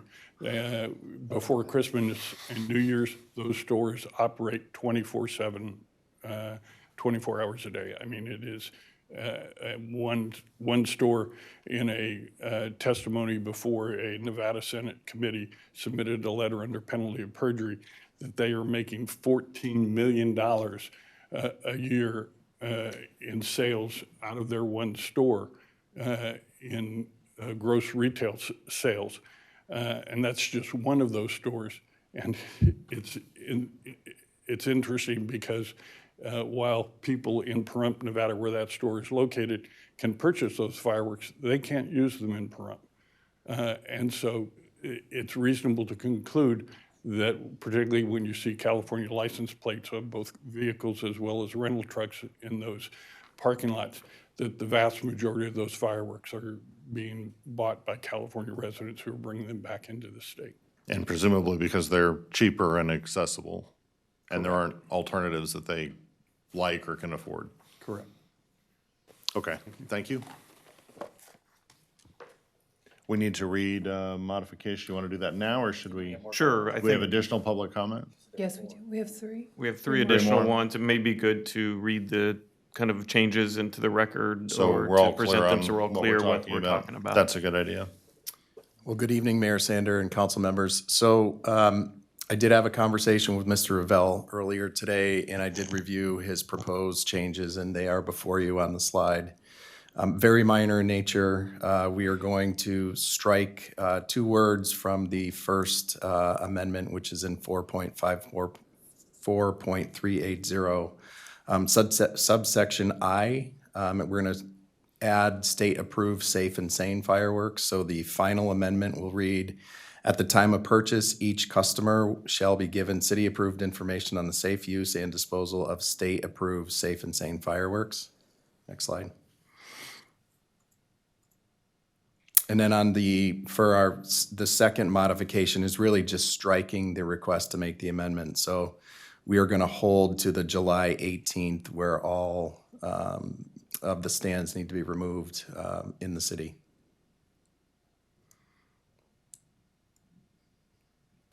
Okay. Any other questions? Yep, that's it. Very good. Thank you. Back to public comment. Our next speaker is Mike Munson. Following Mike Munson will be Joseph Henderson. And Mike, you'll have up to 3 minutes. Welcome, Mike. Thank you, Mayor Sanders, members of the council. I appreciate you guys having us here today. It's my first time coming in here. I am one of the associate pastors and leader of our youth programs and homeless programs at the Way of Life Church here in Rancho Cordova, right on Folsom Boulevard, kind of dead center there in the city. And I've also been the chair for the church for the past 10 years, partnering with TNT Fireworks for our annual fundraisers. And so I wanted to come here to thank the council, first of all, for imposing and taking a stand on the stronger enforcement of illegal fireworks. We do see a lot of them from where our stand is. We can watch them going off across the city. And we know that illegal fireworks puts a hamper on our sales, for one, and also, and a lot of times, the ability to even sell fireworks, because if things get too bad, you know, the hammer is going to come down on everybody, not just the illegal ones. So thank you for that. And also for approving the amendments. That's one thing that I was going to mention about for that. TNT has done a great job of putting their literature out for the safe disposal and removal of fireworks and operation of them. They have our QR codes and websites that we put out for that. And so I just wanted to bring that up on there. The fireworks sales for our church have been a major part of our ability to fund some of the programs that we do here in Rancho Cordova. We've used them for, just recently we took a group of 13 teenagers down to Visalia for 3 days for a major church conference that we had down there. There was 3,000 young people in the Visalia Convention Center. And the majority of the kids that we bring with us can't afford to go to those type of things or to go to camps. And so the funds that we raise with TNT pays for a lot of that, and also a lot of our homeless dinners and things that we've done. We've funded the Heart Shelter in the past. We had the food pantry here in Rancho Cordova during COVID, and things like that. So I just wanted to express my appreciation and our wanting to partner with the city as well for the fireworks and for these illegal fireworks. I know in the unincorporated areas of Sacramento, the Sacramento Fire has said that they are not going to be the ones kind of policing and enforcing a lot of these fines and things that are going into place. And so I did want to put out there for our stands and things here in Rancho Cordova that we would like to know if there's anybody who's going to be actually enforcing those or who might be in charge of that. Because when we see those kind of things going off and being set off, we really have no place to even report that to try and partner with the city to combat those type of things. Thank you. Thank you very much. Next speaker is Joseph Henderson. Following Joseph will be Adam Lyritt.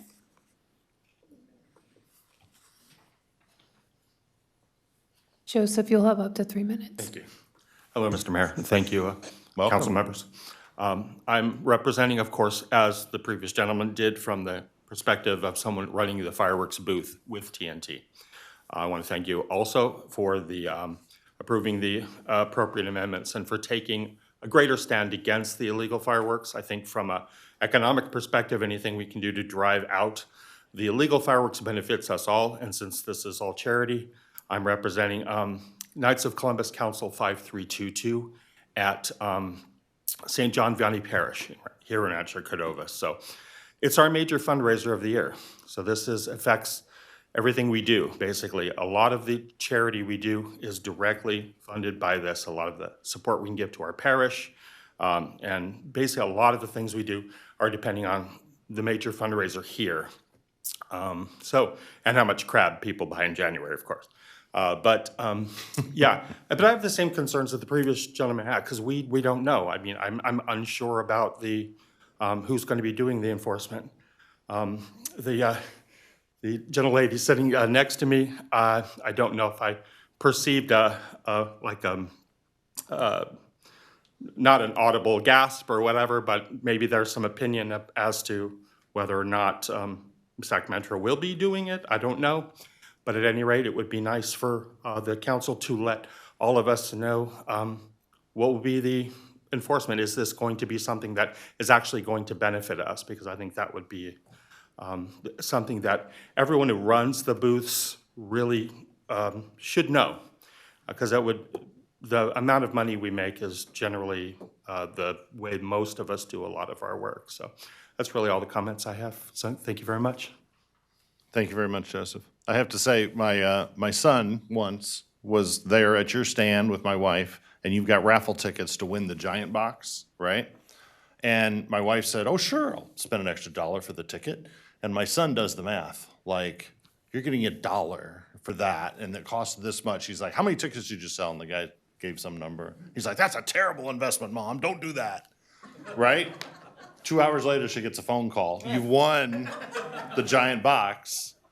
And the bottom line of the story, we have fire people in the room, so maybe I need to cover their ears for a second, but we still have not expended the giant box. It's such a giant box, and I think it's 6 years old. Those things don't last forever. That's the They thing, become right? pipe bombs after a while, so Yeah. you might need to just throw it All away. right, Adam, come on up. Maybe you can clear up that problem for me while you're up here, because I think you're like a trained firefighter or something, aren't you? Close. I am called a fireworks master. Fun fact, I just performed my last fireworks show to get my pyrotechnician's operator's license. So A I'll be getting that in a few months. pyrotechnician, is that Yes. at the podium here? That's it. Good evening, City Council, Mayor Sander. I am Adam Larrett. I live in Stone Creek. And I am here. I'll keep my words brief as I'm echoing a lot of the words behind me. We have run a TNT fundraiser booth, fireworks booth for the Rancho Cordova Track Club for the last 3 years.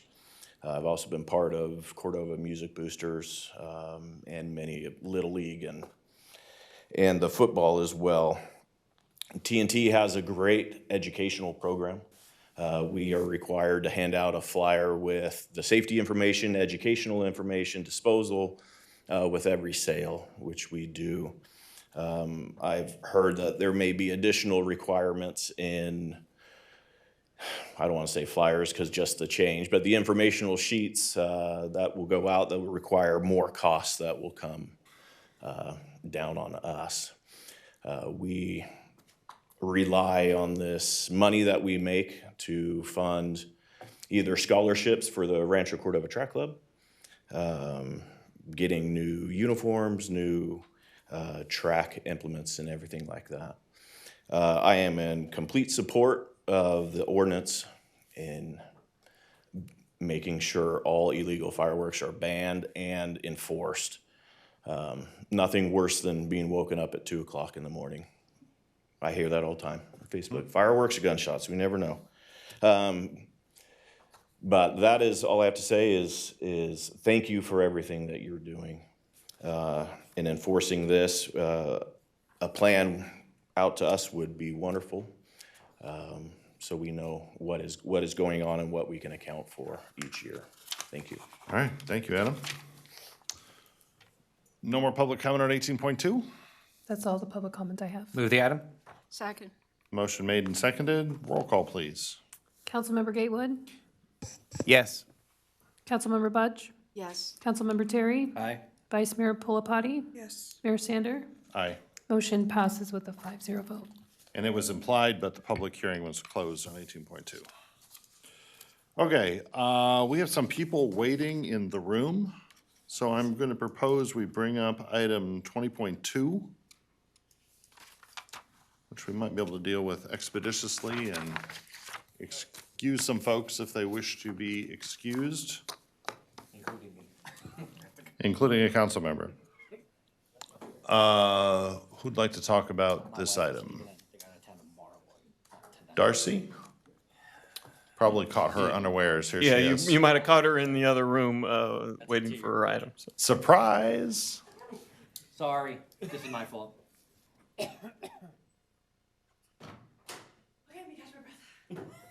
Do you want me to read the subject? Yes, please. Planning Commission at-large member nomination and selection. I'm sorry, I should have warned you. I'm sorry. Just to keep them on their toes, right, Micah? Right. Yeah. Okay. Good evening, Council. Darcy Glatt with the Planning Department. I don't have a formal PowerPoint presentation. I think this will be relatively quick from a staff standpoint. We have 2 vacant at-large Planning Commission seats. Those terms would go through December of 2026. So we provided you with, oh my gosh, I gotta catch my breath. You guys made me run. Whew. We provided you with 3 applications. All 3 candidates meet the minimum qualifications. They are here this evening. They are prepared if you would like to hear from them 2 to 3 minutes introduction about themselves. And then after that, we are looking for the council to make your nominations for the 2 vacant positions. Sure. Do we have a random order? You can select their, I think, alphabetical listed in your attachment. So would you like me to just call them up? Yep, let's do that. Okay, then we'll go ahead. Let's just call up Tegan first. Let me get my applications pulled up.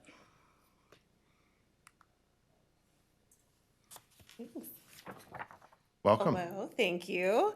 I'm Tegan Nifton. Pleasure to be here tonight, and thought I would just share a little bit in addition to what you have in my application.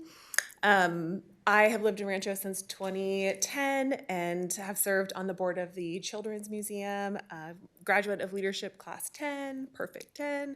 Currently serve on the board of the Community Enhancement and Investment Fund Citizen Oversight Board, so it's fun to sit in your seats and shout like Garrett does. I have 3 kids that sit in the, or that go to school in the Folsom Cordova School District, 3 different schools this year, so that's fun. During that time, I've spent on various PTAs, District Advisory Council, Budget Advisory Council, because I'm interested in my kids' future and their education and our city. So this feels like a good next step as I consider what my kids' lives are going to look like continuing as Rancho citizens and the future of the city. My day job, first 6 years I worked specifically with key commercial customers on the energy side for SMUD and was one of the founding members of the development services team for the economic development group here at Rancho. So helping kind of facilitate businesses coming to the region. And I currently am in a workforce development capacity for SMUD. And so I'm always looking for where I can best serve the city and feel like it's our responsibility to do so. So if I'm a good fit for the Planning Commission, I'd love to serve in that capacity. I do recognize that you need more female voices on the commission too. So hope to be one of those. Thank you. Thanks. Okay, after ladies first, next we'll go with Dave.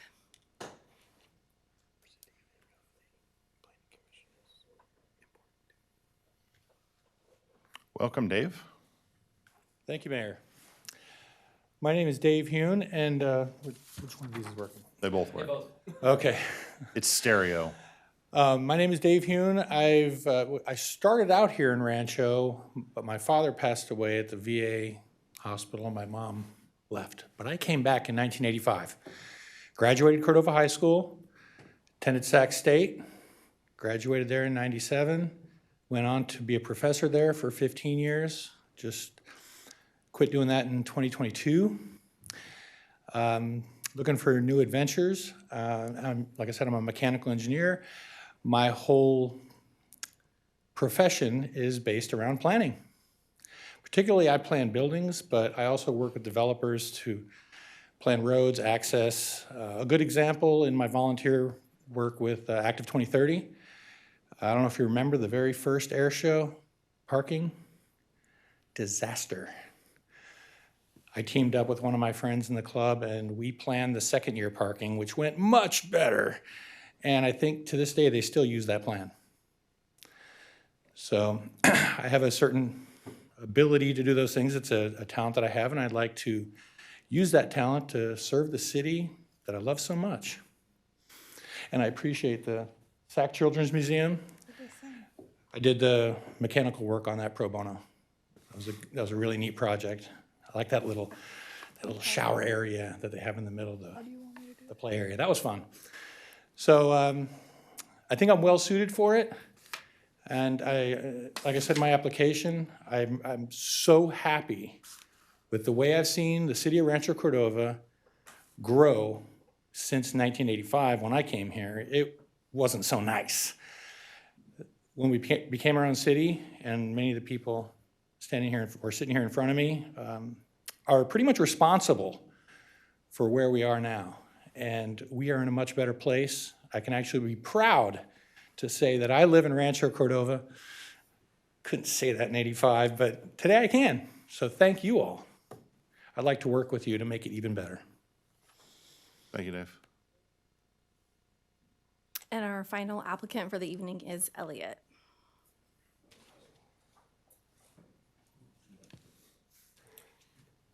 Good evening, Mr. Mayor, council members. My name is Elliot Stevenson. I'm thankful to be here to express my interest in joining the City Planning Commission. My family first came to Rancho Cordova in the 60s when my grandfather was stationed at Mather Air Force Base. We've been here ever since. I currently live and work here in Rancho Cordova. I have an office on Lincoln Village Drive, excuse me. Planning to open a second office on Coloma Road. I'm a licensed attorney. I focus on estate planning. I'm also a first lieutenant in the California State Guard. So my duty with the Guard is to prepare wills for service members prior to deployment. I'd like to join the commission because I'm gonna give back to the community. I've been here for my whole life. When I was a kid, I played soccer for Rancho Cordova Soccer Club, and my two coaches were the late Dave Robertson, the late Dan Scoglin.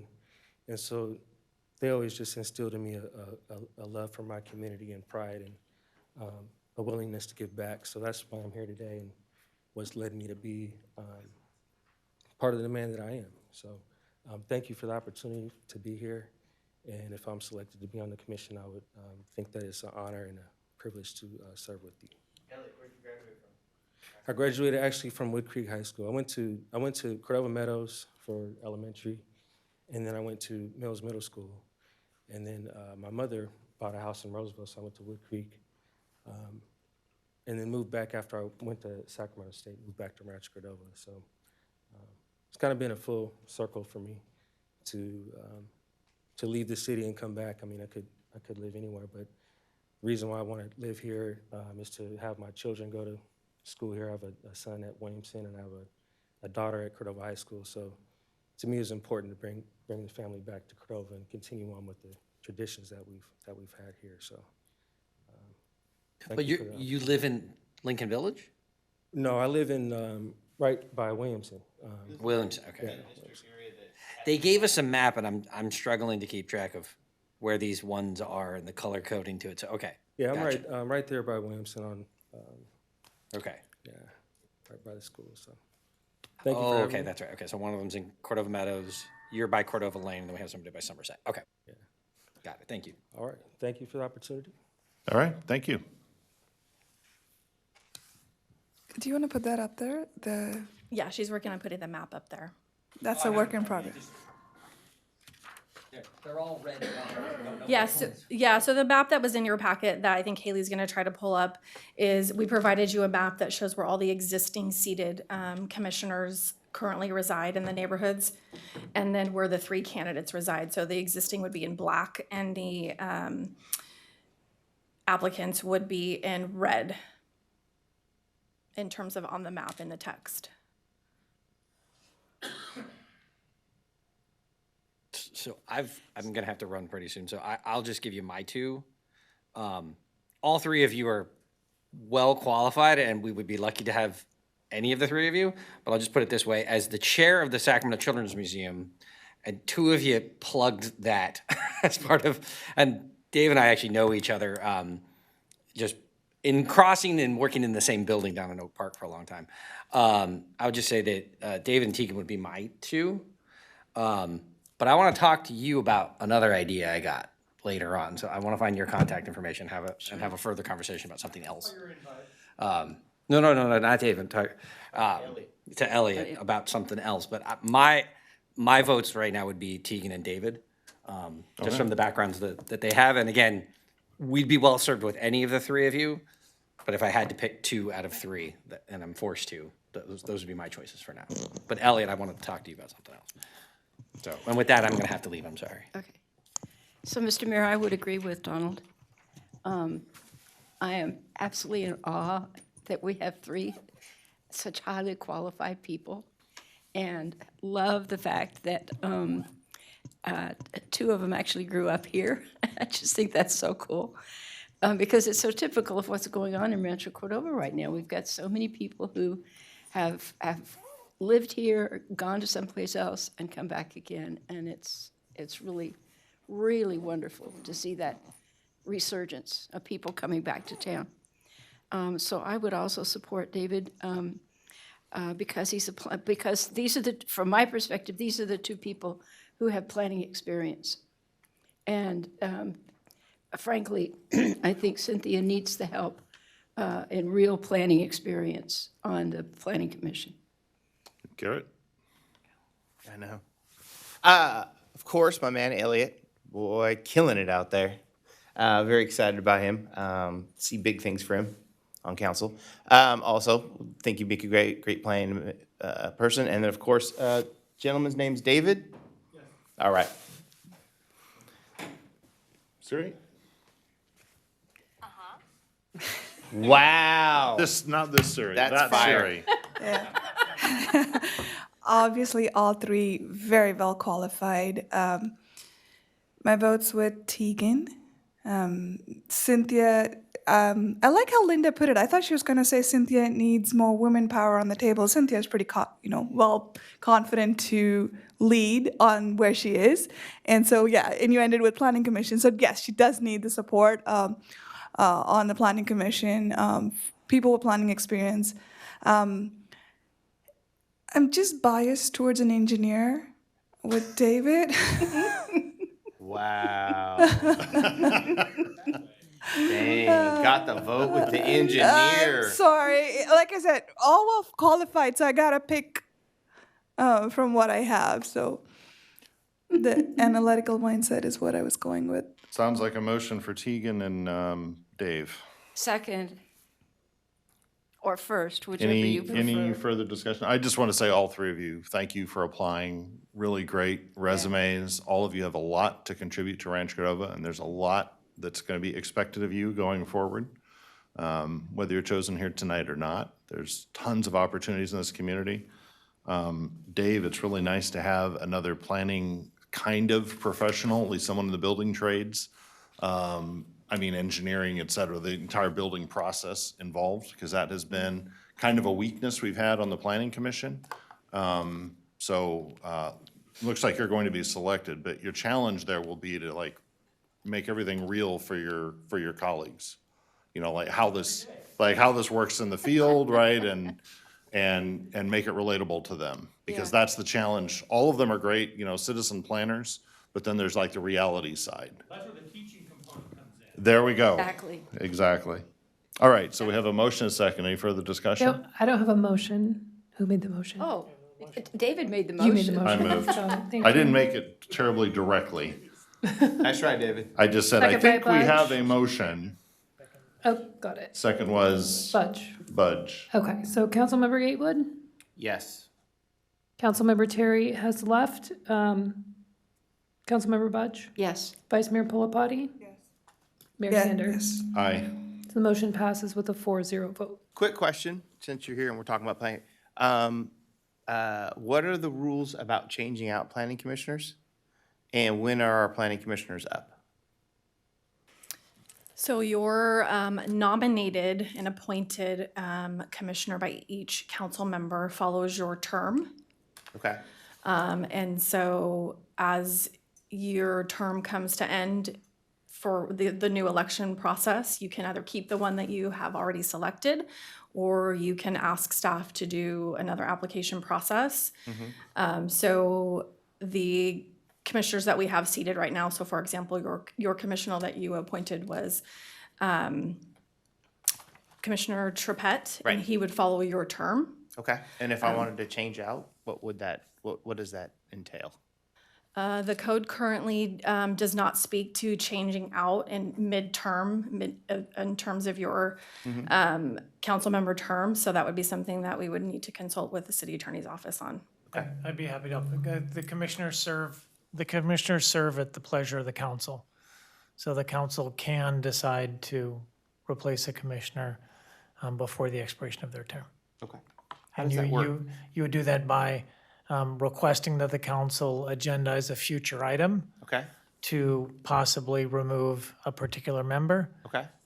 And we'd be happy to brief you on how to make that motion. And I then if you appreciate had a second for that motion, Okay. it would be put on the agenda for the next meeting. Excellent. Thank you.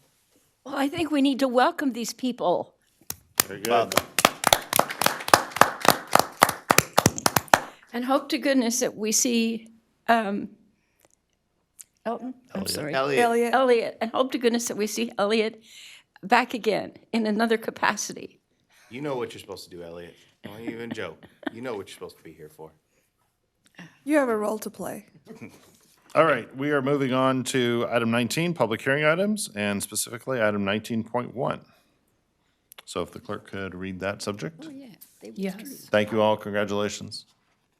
19.1 is Valero Gas Station Beer and Wine Sales, conditional use permit and letter of public convenience and necessity. Project not subject to CEQA per section 21080B5, project number PLND 10230086. And staff report, please. Hey, Nick, you are up. Yes. Good evening, Mayor. Sorry, Mayor.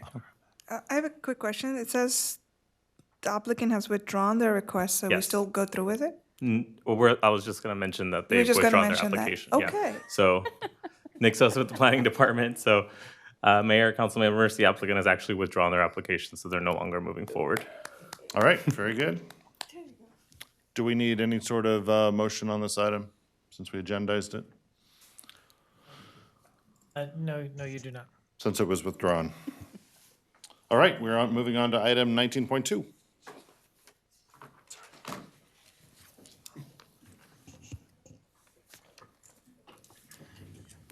If the clerk could read the subject for 19.2. Sure. Item 19.2 is declaring the results of a mail ballot election relating to the proposed stormwater utility 1 fee increase.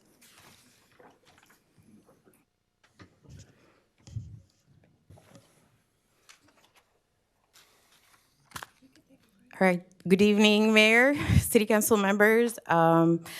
So tonight we have a really brief presentation for you, as well as we will announce the results of the mail ballot election for the proposed stormwater utility 1 rate increase. So in the March 4th City Council meeting, we have determined that we did not receive protests from a majority of the parcels that are subject to the fee increase in the stormwater utility 1 area. As a result, City Council authorized a special election for the purpose of submitting the proposed increase to a vote of the owners of the parcels within that district area. We then held a special election only by mail-in ballot for the purpose of submitting the vote for the rate increase to all the parcel owners. The ballots were due to the city clerk's office by 5 p.m. on Friday, May 3rd, 2024. We have open ballots this morning. It was a publicly open to public viewing.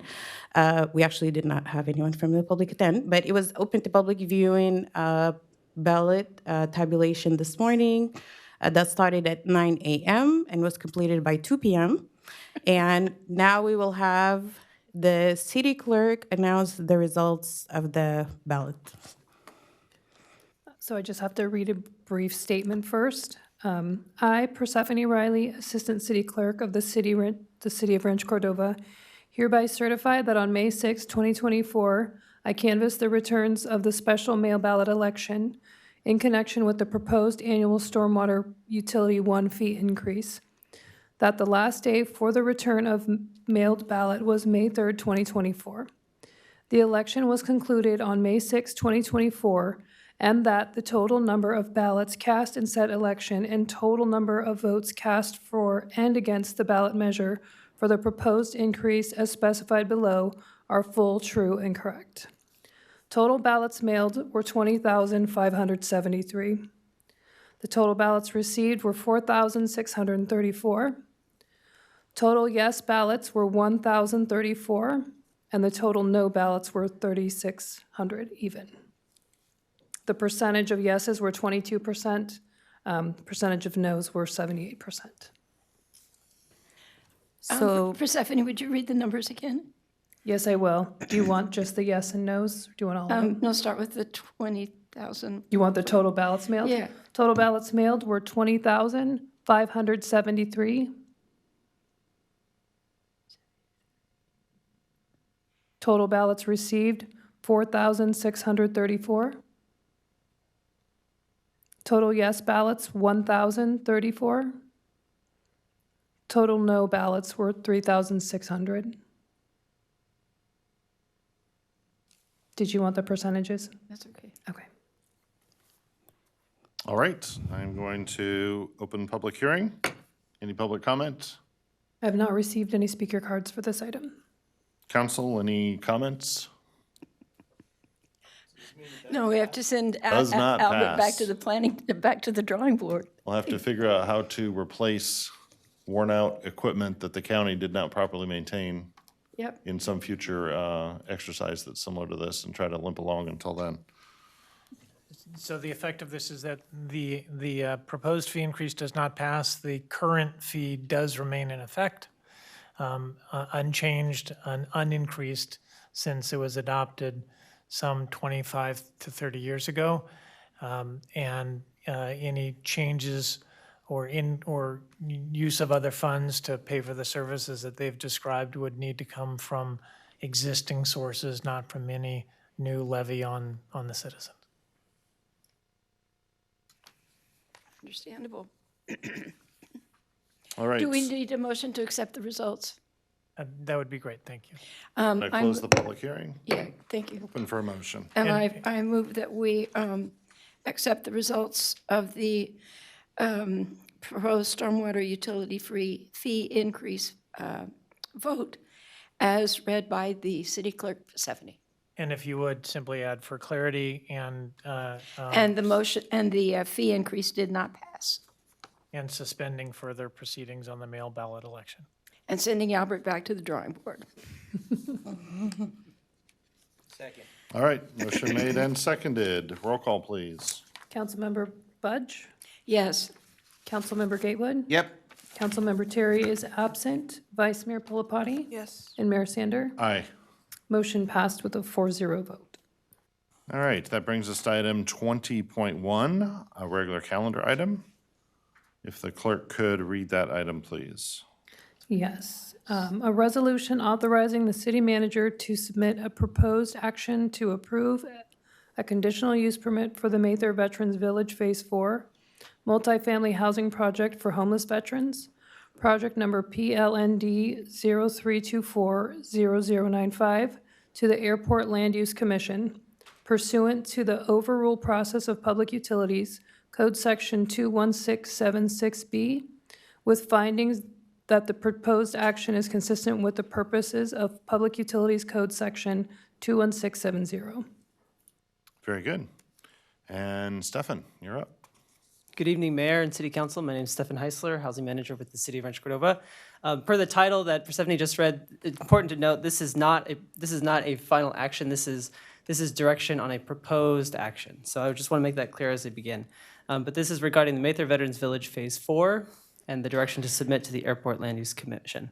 So there's 3 goals for the presentation this evening. The first is to present the Mather Veterans Village Phase 4 project overview and the conditional use permit application. Again, this is not action on that conditional use permit application, just presenting that as a proposed action for a future date.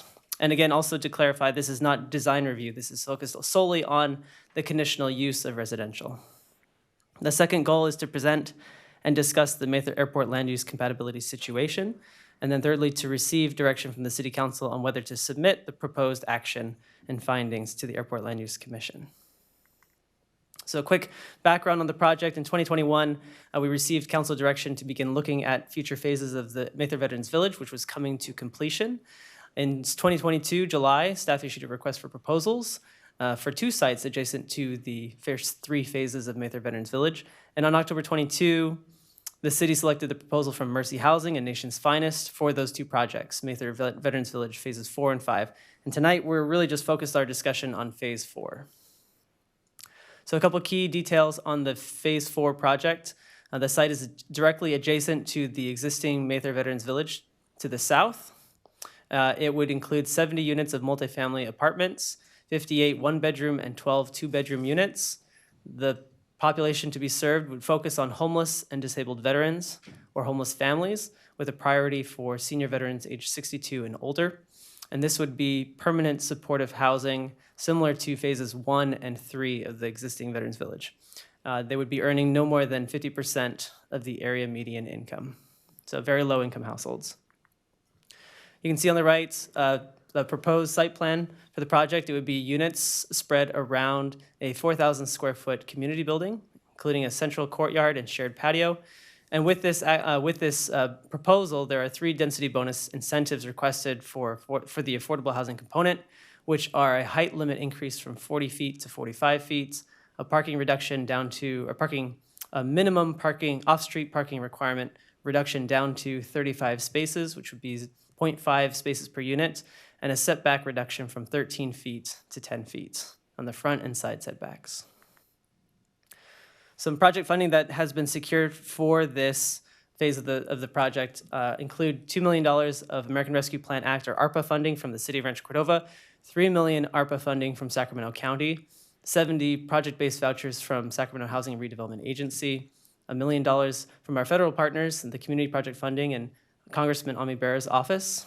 The land contribution kind of jointly between the city and the county, because Sacramento County is the current landowner. And then just a heads up that we will be coming back on May 20 for a request to kick off sort of pre-development activities for the project with a $467,000 allocation from our permanent local housing allocation, which is an entitlement program that we received from the state. So the project has been analyzed as a conditional use permit. Because the project zoning is under the Mather Field specific plan, we revert back to the 2003 Sacramento County zoning code. For this area, it's business professional.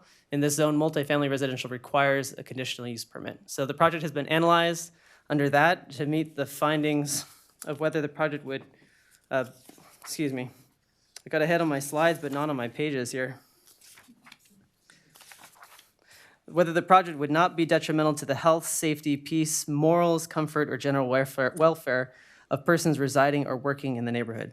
So the project has been analyzed according to that finding. The proposed use will add diverse housing stock and serve a special needs population, as well as leverage the very unique and special assets that are within that neighborhood, the Veterans Administration Medical Center, as well as public transit. It would also redevelop a vacant and underutilized parcel to improve the neighborhood, and include dedicated on-site property management to maintain and operate and provide services to the residents there on the property. Because this is not design review, what we have reviewed sort of initially, but the project will be conditioned to meet the city's design guidelines when it submits for design review, all applicable landscaping, lighting, and other city design requirements. This approval would not be detrimental to the surrounding neighborhood and has been conditioned to minimize any potential impacts that residents may have on the neighborhood. And the staff has found the project to be CEQA exempt pursuant to consistency with the community plan, infill development, and affordable housing exemptions in CEQA. So moving on to sort of the airport land use compatibility matter, this project is within the Mather Airport Land Use Compatibility Plan area. You can see in that sort of call-out box, that golden etched circle, or square, excuse me, is where the project is located. Therefore, the Airport Land Use Commission makes a determination on compatibility of the project. So within that plan, the plan designates safety zones and noise contours. And the Airport Land Use Commission has determined that the project would be incompatible due to its location in Safety Zone 3 and within the 60 to 65 community noise equivalent level noise contour. The City Council may overrule the ALUC determination by following the process in the California Public Utilities Code through a 4-step process. That would begin this evening, number 1, with the City Council directing staff to submit the proposed action, which would be in this case the approval of the CUP, and findings to the ALUC and Caltrans 45 days, or sorry, at least 45 days prior to taking final action. Secondly, those findings must show that the project is consistent with the purposes of the Public Utilities Code regarding the protection of public health and safety and welfare in areas surrounding airports. Number 3, the ALUC and Caltrans would have 30 days to submit advisory comments. And then lastly, the City Council would include any comments received from the ALUC and Caltrans into the final overrule action that would be adopting the proposed action, that approval of the CUP, and the findings by a 2/3 vote. So in our instance, that would be a 4 out of 5 vote. And then a key important note with that overrule, if the city council does overrule the ALUC determination, that would release the airport operator from any liability to property damage or personal injury on the project site caused by airport operations. So to run through the findings, and those are kind of included in this item in very great detail, but I'll just kind of summarize them here. We are required to make the findings of consistency with the 5 purposes of the Public Utilities Code, and these are as following. So the proposed action would provide for the orderly development of the airport, and staff has analyzed, along with the city attorney, the project under these 5 purposes. And for the first one, the project would meet applicable zoning regulations, development standards, and of course, the tenants would be notified that the project is within an airport policy area, so it would meet that purpose. The second purpose, to promote the overall goals and objectives of the California Airport Noise Standards. We've been in contact with the County Department of Airports, and we've received conditions from them that would sort of make this project be supported. And those would be to provide that the minimum noise insulation would not allow noise indoors above 45 decibels, and would conduct post-construction indoor noise testing to ensure that that standard is met. The third one would be to prevent the creation of new noise and safety problems. So the noise has been addressed in sort of purpose number 2, but regarding the safety problem, the project location is kind of to summarize this sort of larger discussion into one sentence. Essentially, the project location is not applicable to the typical operations and concerns within Safety Zone 3. So Safety Zone 3, which is also known as sort of the inner turning zone, is where airplanes are taking off and then turning to their ordinal direction or wherever they're heading to, or as they're coming in, they're turning in to make their final alignment for their approach to the landing zone, or to the runway. This project site is on the very edge of that Safety Zone 3, and so would be very unlikely to be within sort of where an inner turning zone maneuver would be taking place.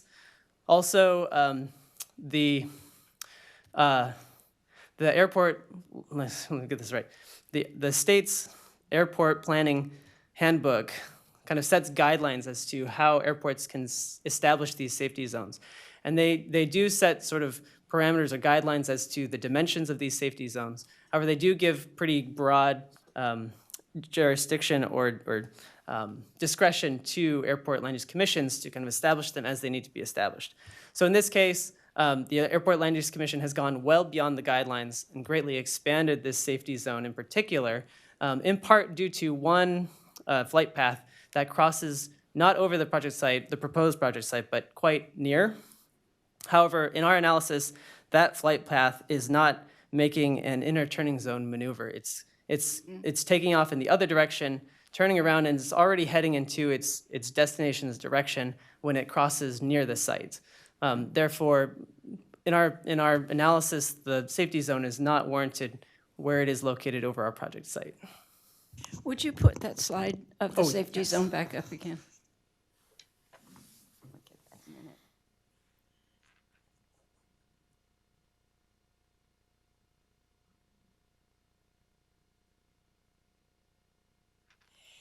If general aviation has done what they're supposed to do and gone out to the water tower before they make their right-hand turn into the onto the flight line, to line up onto the flight line, they are not in the Safety Zone 3.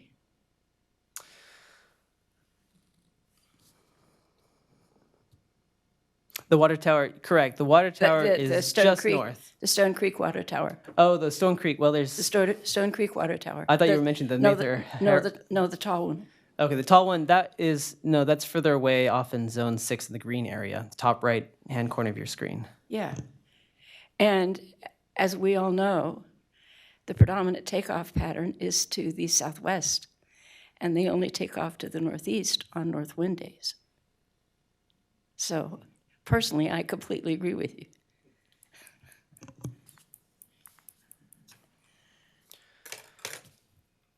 Okay, yes, thank you, Councilmember Budge.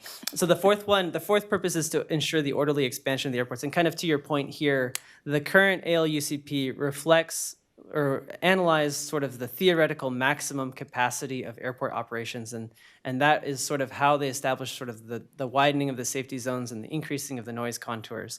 So in our analysis, the project location would not likely fall under a more restrictive safety zone or noise contour in the future, and therefore would allow for the orderly expansion of the airport. And then lastly, to minimize the public's exposure to excessive noise and safety hazards, I've kind of covered noise and safety a bit, but just to add one more point to that, the project would be providing critically needed housing to a homeless population at very high risk of negative health impacts due to their homelessness. So it would not be exposing the public to excessive safety hazards in this specific location and this specific use. So the staff recommendation this evening and next steps are to direct staff to submit the proposed action and findings to the Airport Land Use Commission and Caltrans. And if so directed, staff would be taking several different steps to pursue that. We would submit first the proposed action to the ALUC and Caltrans to start that 45-day clock, and then expect to return to the City Council in June for the final overruling action. We would continue to work with Sacramento County on the land conveyance and pursue the completion of that transaction in June of this year, next month. And then the staff would continue to work with the development team, Mercy Housing and Nation's Finest, to prepare the project for design review and a July tax credit application to fund the project. And that design review, maybe Darcy can correct me if I'm wrong, but would likely go before the Planning Commission. And then lastly, there are several matters kind of in line with the transaction of the property, as well as making sure that this project is prepared for that tax credit approval or application in July. So we would expect to return to the City Council for additional actions related to the execution of this project in pretty close succession. So you might see us at every council meeting between now and the end of June, essentially. So to kind of quickly go over, sort of map out a little bit of this process, the ALUC overrule process would, if so directed, begin this evening and then be completed in June on that top row. The second one would be the finalization of the land conveyance documents, which are in process to be finalized very shortly, and then come back for approval in the first part of June. We would be working our best to close escrow on that property transaction before the end of June, and that would allow for the submittal in early July for the tax credit application.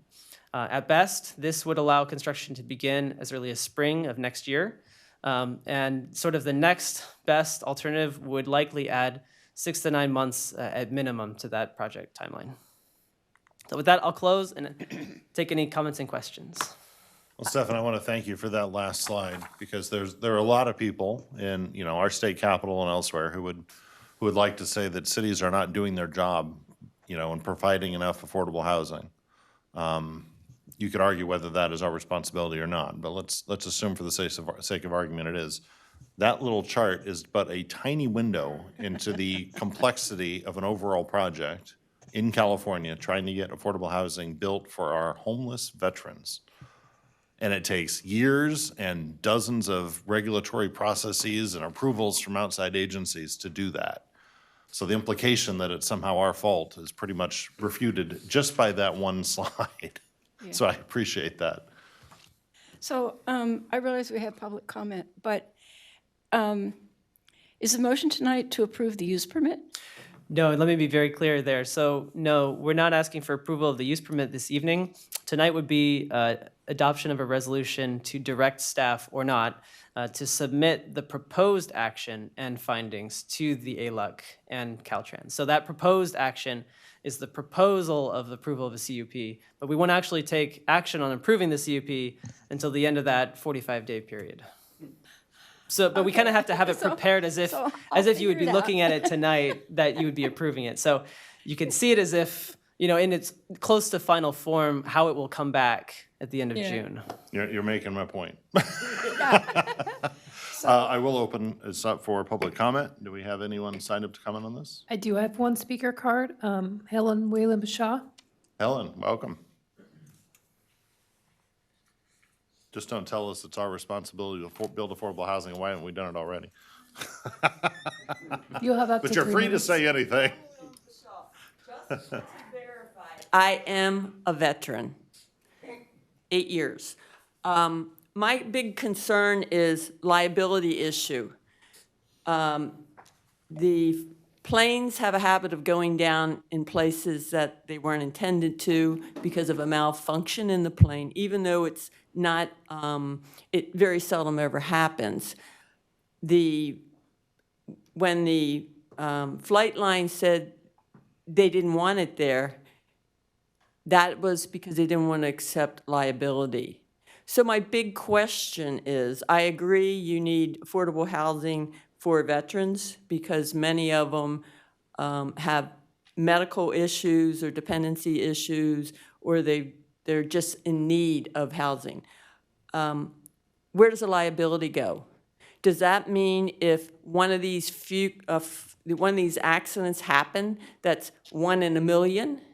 Does the city of Rancho Cordova accept liability? But when you look at the maps and stuff that were put up, there's more housing there. And a lot of times when we start putting in affordable housing, we pick areas that we wouldn't normally put other housing in. So my big issue is, where's the liability? If something happens, whether it be a tire goes down in the area, whether it be an emergency landing, a malfunction in the aircraft that causes the plane to go down, because it happened at Executive Airport with the Farrell's ice cream place. Does that mean the taxpayers in Rancho Cordova accept liability? Because that's a big thing. You know, many of them already get services out of the VA hospital, but the big issue is, are we going to put something in there and in maybe 10 years, the citizens have to pay for people who were harmed due to a 1 in a million percentage? I mean, that's my big thing. We have enough taxes, but are you going to put this on us? Thank you.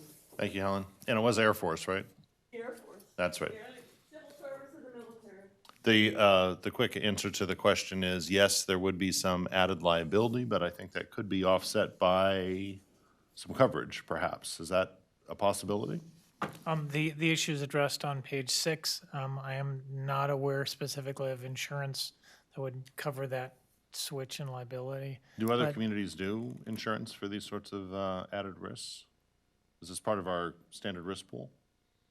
Or is this outside of it? we haven't explored that, and this is a somewhat unusual kind of insurance issue. Right.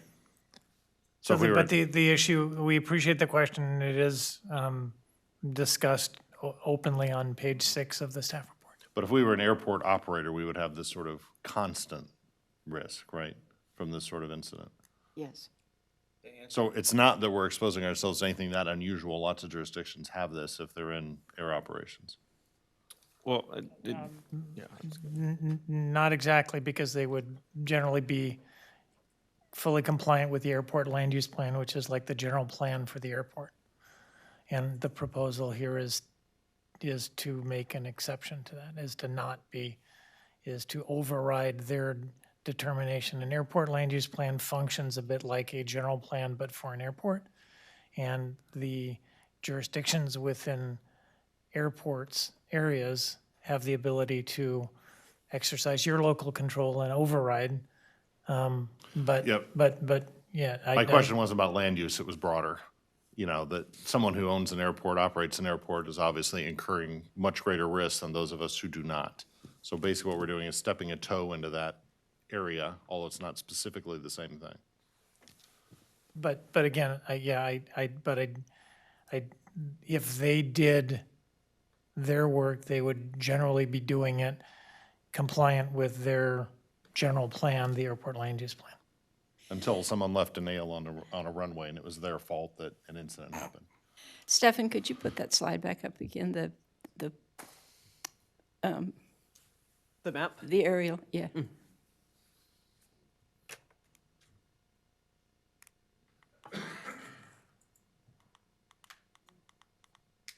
So Adam, are there or Stefan, are there other areas in which jurisdictions like ours take on extraordinarily rare but significant risks? And what do those look like? I would comment that there certainly are other times when jurisdictions exercise this provision in state law and decide to use their authority to overrule a Airport Land Use Commission's compatibility determination. And they do it either over use, they do it sometimes over definitional issues, they do it over, so you are following a, well-established statutory provision in the law that gives cities the authority to override land use commissions and just creates a set of procedures and implications and consequences from it. Okay. But isn't it important to acknowledge that, we don't know how long the Safety Zone 3 has been in place, but the county airports did update the land use plan for Mather quite recently. And the Safety Zone 3 also encompasses not only the rest of Mather Veterans Village, but also the propeller buildings that were housing for the visiting officers and base officers. Correct. This safety zone changed a few years ago, and would have been a different process for the first phases that were done for Mather Veterans Village. Unfortunately, or when they changed, they basically moved this property into this safety zone, which requires this process. And so I think there are taking on risks and liability with this project. We have taken conversations to airports and the county airports and have been supportive of this project, even understanding where it is in the safety zone. We're not going to get any opposition to building this project here from county airports.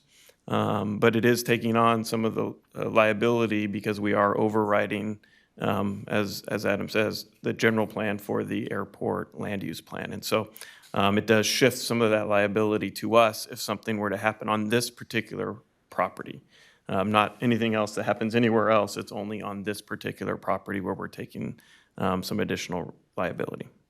But on the other hand, too, if the FAA chooses to revise the approach and departure paths for the airport as it has within our last 20 years, at least twice that I'm aware of, partly because of the complaints from Folsom and El Dorado Hills, then this may all fall out again. It's a good question. If they revised the plan again and took it out of the Safety Zone 3, how does that change any of our liability on this? And something to maybe potentially advocate for when they relook at this plan and find that additional benefit. This is about the 8th land use plan that Mather has had that I'm aware of since 1979, when it was called ACUs. Air Installation Compatibility Zones. All right, any other? I think we got another public comment. Just, if I may just supplement the comments from Councilmember Budge. The findings do include a description that the proposed project, one of the findings is that it be orderly as considered in the context of the airport land use plan, and that there's this significant existing regional campus development that serves veterans and homeless households, and this proposed use is immediately adjacent to that and is really a functional part of that existing campus and helps that campus realize its full vision and potential to providing a comprehensive set of services to the full population of veterans in that campus environment. So this really is a part of a campus that was started without the need for an override and is really being built out consistent with the vision of providing services to all veterans on all levels of the housing continuum. All right, next public comment. Next public comment is James Garcia. James, you'll have up to 3 minutes. Hi, James Garcia, resident Stone Creek. I was around back in 1982 when the B-52 went down nearby shortly after takeoff. So I do remember that.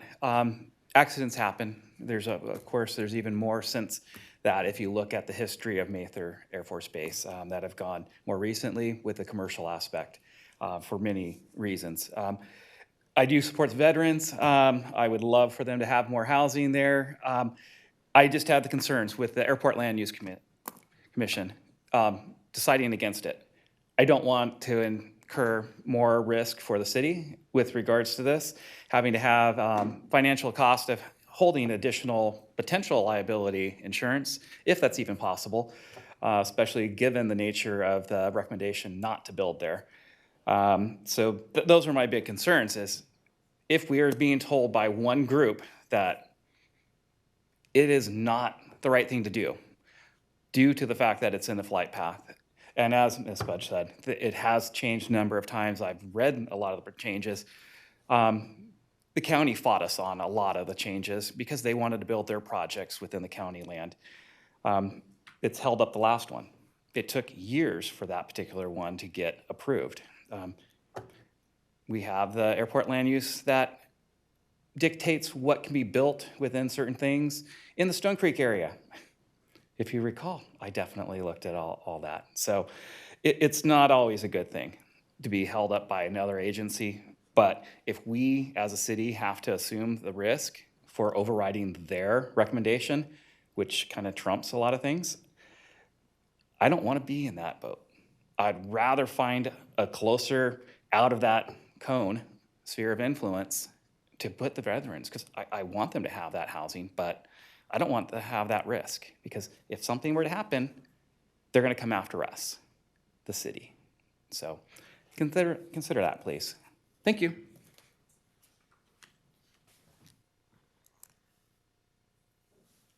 All right, any further discussion? Close the public hearing.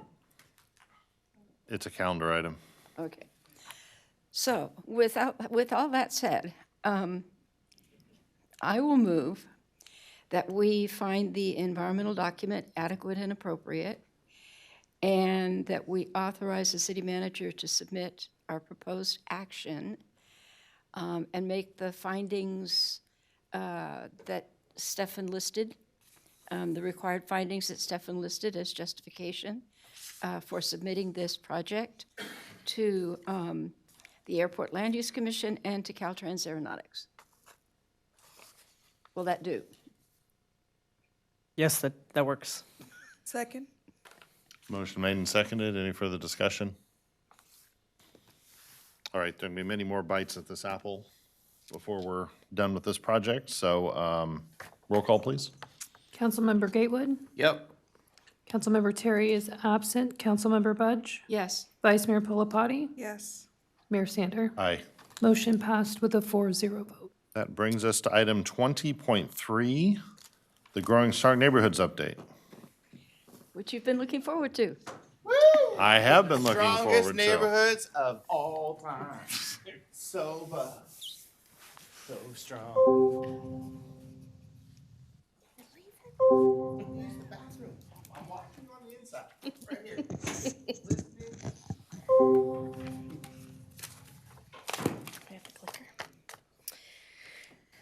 Well, good evening, Mayor, Vice Mayor, Council, and guests. I'm Lorianne Olm. Oh, Carl, I'm still not used to that. Don't tell Mike, please. We won't tell him. I'm glad he's not watching this tonight. Okay. Never know. Lorianne Carl. He just texted us. Yeah, I'm sure. Really pissed Somebody's off telling him right now. and embarrassed. With the Community Engagement Division. This evening, I have the pleasure of presenting our Growing Strong Neighborhoods Initiative, along with Rush. I can't even say names tonight. That's That it. I'm guy. fired. Here with this guy. I'm with him. I'm gonna laugh, but I'm just gonna say Neighborhood Services Manager. How about that? So tonight, what we would like to do is we're gonna highlight how did we get here. We're gonna talk about the methods and why they're unique, our program successes, and then where we are now. So what I'd like to do is just set the stage. So prior to incorporation, residents of the area advocated for local governance and greater control over municipal affairs. With the closing of our Air Force Base and large industry like Aerojet, it left Rancho Cordova with fewer resources and a slowdown in growth and services. However, upon achieving incorporation, the city of Rancho Cordova embarked a new path, prioritizing community engagement and collaboration with residents, businesses, and stakeholders to shape the city's future. This is what drove to the formation of our Growing Strong Neighborhoods initiative, which was established in 2007. Our Growing Strong Neighborhoods mission statement: through education, enforcement, investment, and engagement, the city, working with residents, build on the image of the incorporation they envisioned, enhance their expectations of their community, and transform their neighborhoods into safer, cleaner, and healthier environments. And you're going to hear collaboration a lot in our presentation this evening. Our Growing Strong Neighborhoods initiative works through collaboration, outreach, and community engagement to improve the quality of life in Rancho Cordova. And I'm going to turn it over to Russ to talk about our collaboration.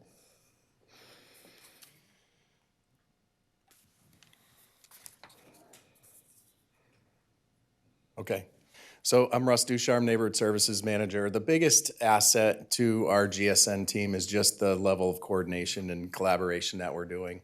I think what sets us apart from other programs in the region is truly that collaboration that happens with this core group. And I'm going to start with Neighborhood Services. So in Neighborhood Services, we have our rental housing inspection program. While this program isn't a direct derivative through GSN, it certainly keeps the pulse on what's happening with our rental stock. The rental team inspects all rental properties throughout the city, focusing on health, life, and safety components while also addressing quality of life concerns. This program has been very effective. And we bring back information gathered during these inspections and put it into our land management system for later use for data-driven decisions.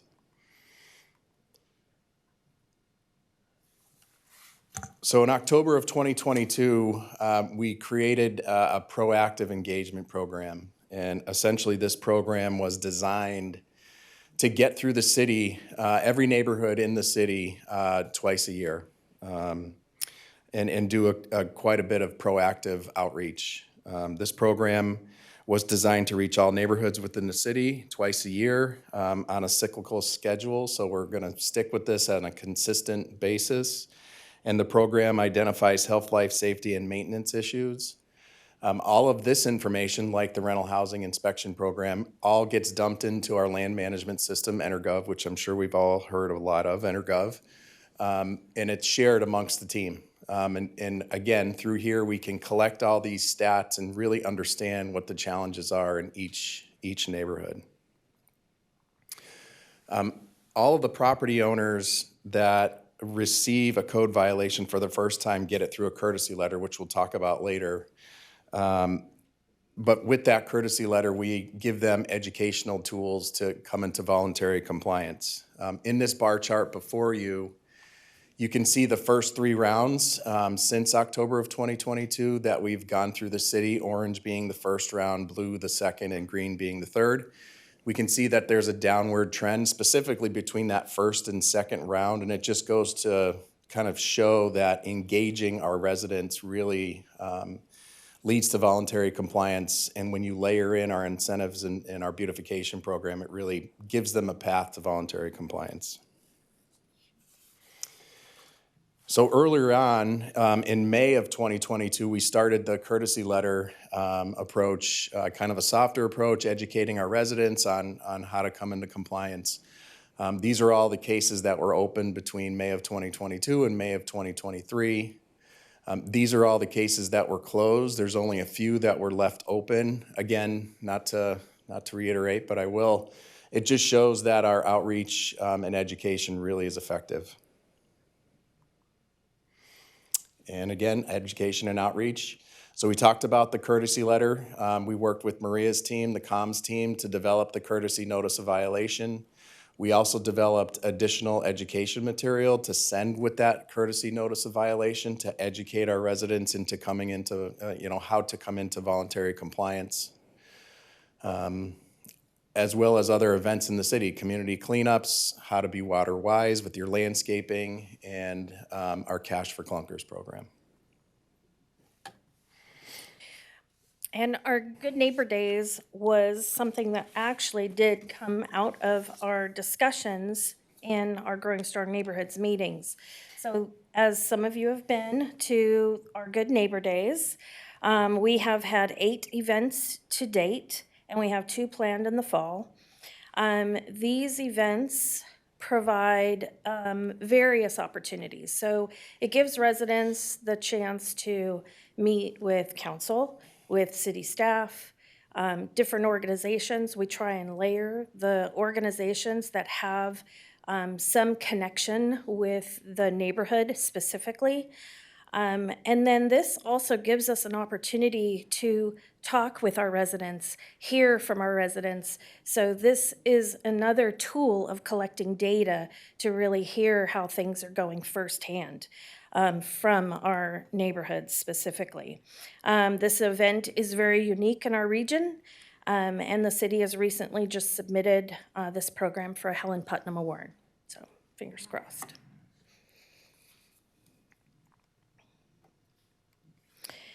And then just to touch on our beautification and incentives, which I know you're familiar with, but these have been amazing tools for our community to utilize to help if they need support in beautifying their properties.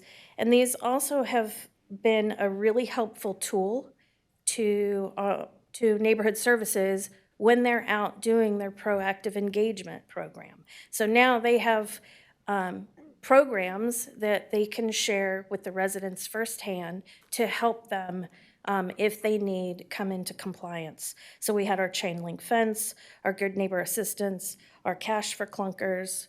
We also have our critical repair that is an essential tool when they're out, bless you, when they're out in the community.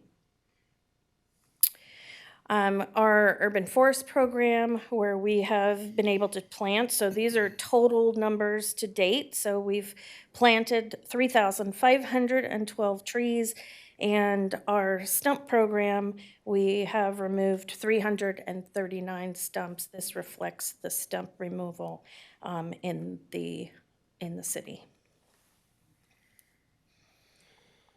So another asset that we have within the GSN team is our public safety partnership with the RCPD POP team, our problem-oriented policing team, and our probation partnership. Our public safety partnership is really important. It provides us with additional tools to address quality of life issues, which is typically what we're going to hear about when we're out doing proactive work.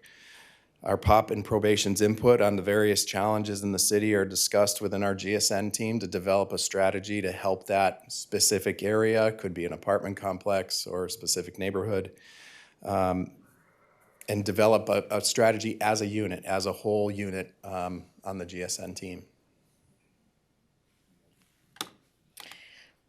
So I just want to highlight an amazing effort from our Public Works team, and that is our cleanup events. So in addition to our 3 free bulky item pickups per year that the city offers, through the data that's collected and the discussions we have, we can identify very specific areas that need an additional cleanup event. So we have hosted several of these throughout the years. We do this in collaboration with several departments and our volunteers. And the last piece of our collaboration pie here is our GSN collaboration. Our GSN dashboard is really the keeper of all statistics and data collected through all the various programs, divisions, and departments that contribute towards the GSN initiative. our IT department, our GIS department developed this dashboard. And what's great is that we have other agencies that are outside of the city that help contribute towards GSN, so all their information can land in one very easily accessible spot for us to collaborate on and make decisions out of. And just a few success stories. This property here was identified through our proactive engagement program. Recently, the property owner passed away and the property was sold. And we got in contact with the new property owner and provided them with some tools and guidance into voluntary compliance.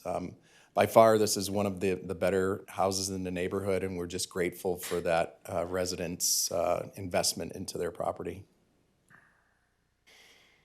And the second success story here is with regards to an apartment complex that we were made aware of through our collaboration with POP and probation.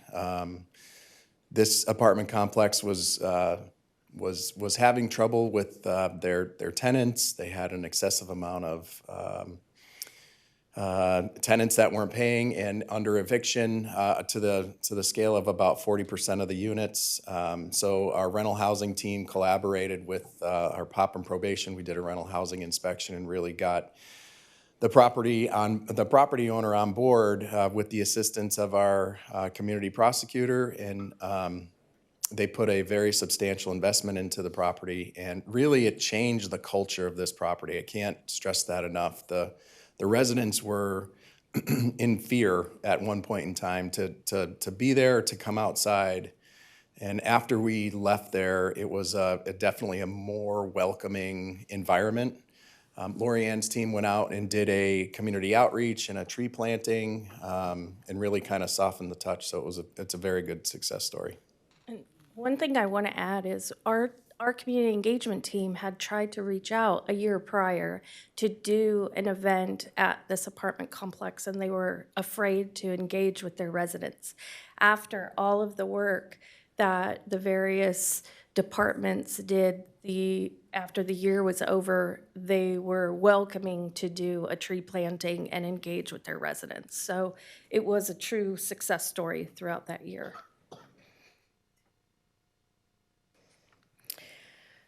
So looking at all of the collaboration, all of the effort, everything that has been done up to this point, we're looking at what's next over the next 20 years.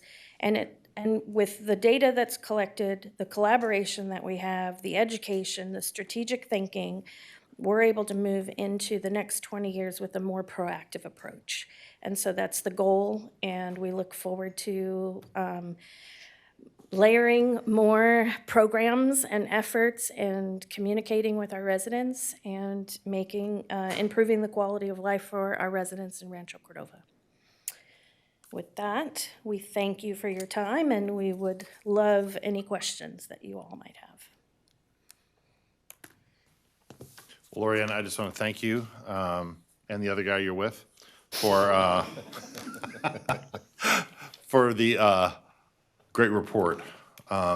It's hard to say a few words on this, so I won't say a few words.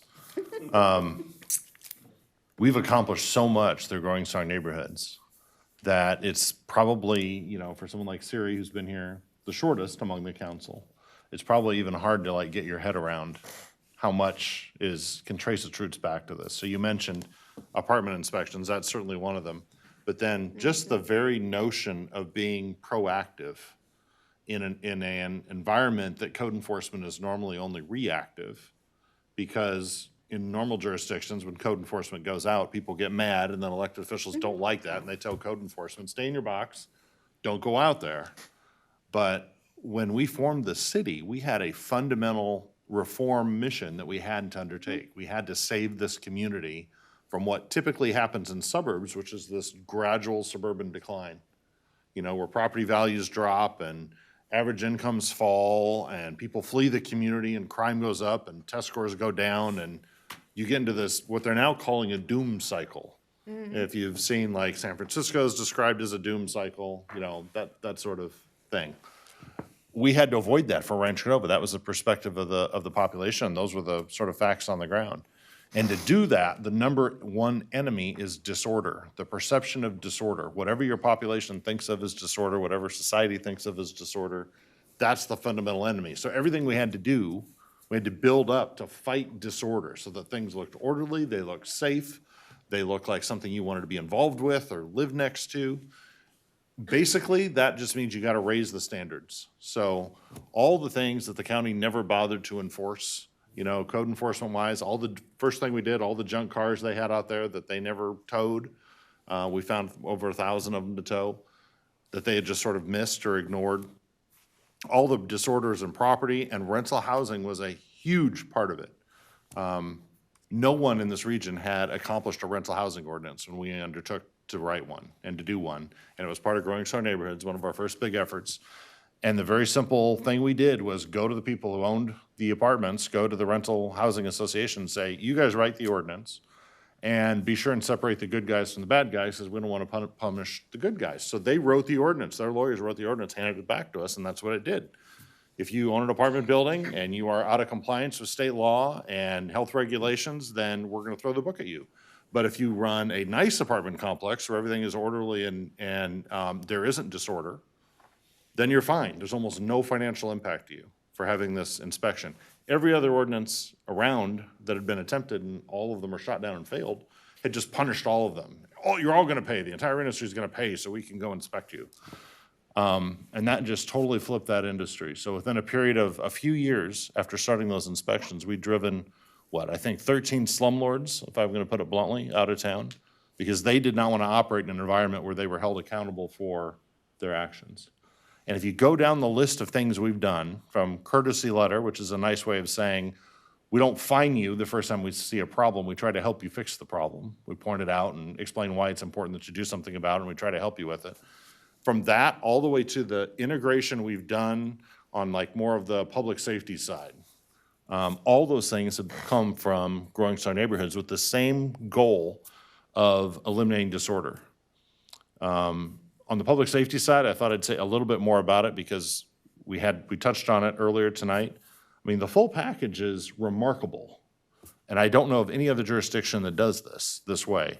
But as part of Growing Strong Neighborhoods, we said, you know, we really need the district attorney engaged in what we're doing. When we find a slumlord or a real problem property, you know, we need some muscle behind that. So we came up with a community DA partnership that still exists. We also figured out that we could do some hearings ourselves rather than wait for the courts to do it. That would speed it up and make it better and cheaper actually for everybody involved. And so rather than waiting a year to enforce something, we could do it in months. So we implemented that process. We determined with the police, we need a crime suppression unit because there's some chronic areas and chronic individuals who we need to work on, and we need constant attention to that. So beyond problem-oriented policing, we needed crime suppression. We did that.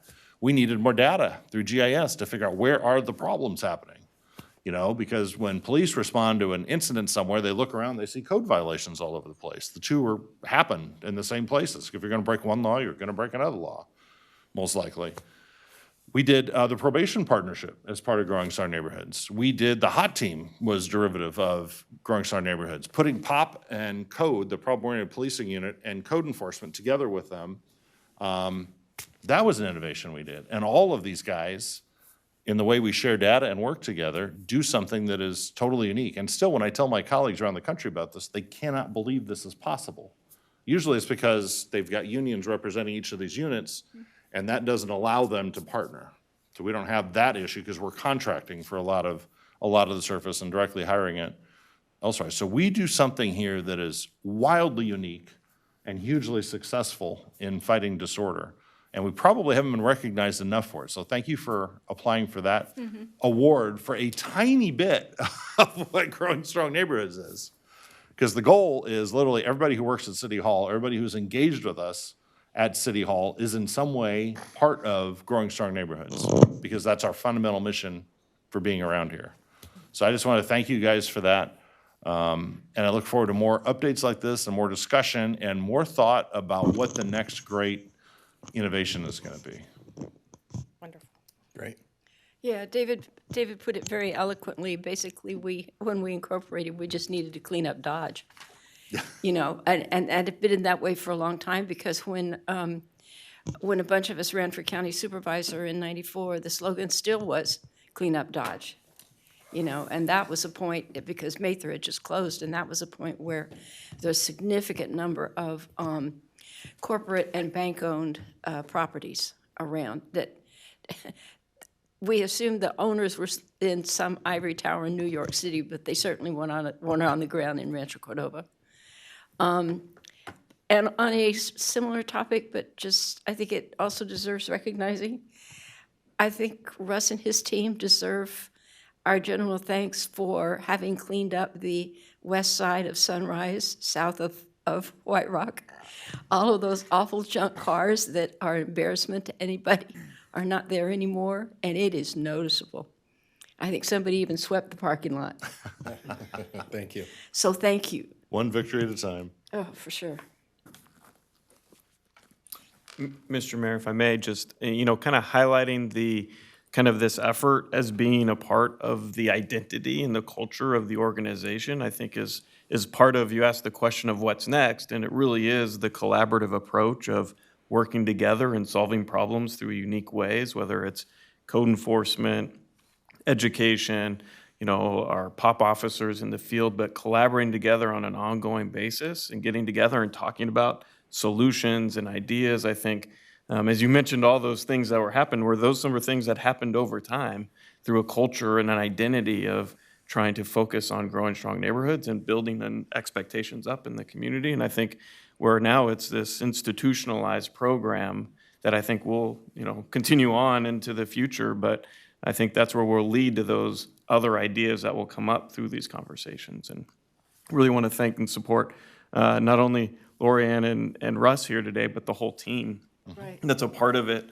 And I think we challenged Lorianne and Russ to kind of lead this effort, you know, internally for us, but it really is a team that behind them and coordinating all the different pieces of this, and not only internal folks, but contractors and other things that are all a part of it. And so it really is an effort that we have kind of brought forward. And you talk about it being unique or being something that we sometimes forget how unique it is, because it just is a part of our identity and normal, where you go talk to others and they're surprised about what we're doing, but sometimes I think we surprise ourselves with reminding ourselves that it is a unique program and we need to champion it and continue it in an important way. Well, you got to remember, in Rancho Cordova, besides this program, which you started, and Lorianne, you mastered, so without you, there is no program. Just remember that. Listen, Russ was late to the game. Listen, he just got here. That's like me saying I helped build something. He's the new guy who's only been here a decade. We love you. You're the new guy. Don't even get it. Thanks, Gary. You know, appreciate that. But Growing Star Neighborhoods, the Cordova Community Council, you can't find that anywhere. Like literally, the college program that Donald did, like just unique stuff that only is born and bred in Rancho Cordova. And you see other people trying, and they point back, and they just aren't getting it because they don't have like legacies of being mistreated and then stepping up on our own and making it happen as a community. So, you guys are great. You have a job for life, Lorianne. You know this. And anytime you want a raise, you know you're approved. Oops. Lorianne, thank you so much. I mean, this was a presentation I don't know if you're making or the people on this side of the dais are making, because you both are speaking the same thing. So thank you for everything that you're doing, and thank you for the council for all the support you've given so that they're here today. Thank you. You're welcome. I just want to add one thing, not because Councilmember Gatewood said I was late to the game, but so late. So we recently had a meeting with the City of Folsom to discuss kind of our hot team and our GSN program and how that all correlates. And it's really, I'm not going to say it's hard to sit in a room and say all the things that we do, but myself and Sergeant Garcia really had to kind of check ourselves a little bit about all the collaboration that we do and the successes that we have. And really, we can't do it without the support, because that's the first thing that you'll say when you go to these meetings is, oh, we can't do that. We don't have the funding or the support. So it really starts with the support. So thank you so much. It's just, you have to acknowledge what the problem is and be willing to do something about it. It's not, and if you go to those terms, it's not that hard. But there are a million barriers will show up. But yeah, thank you guys for carrying the torch. Remember every day to think about how do we raise standards.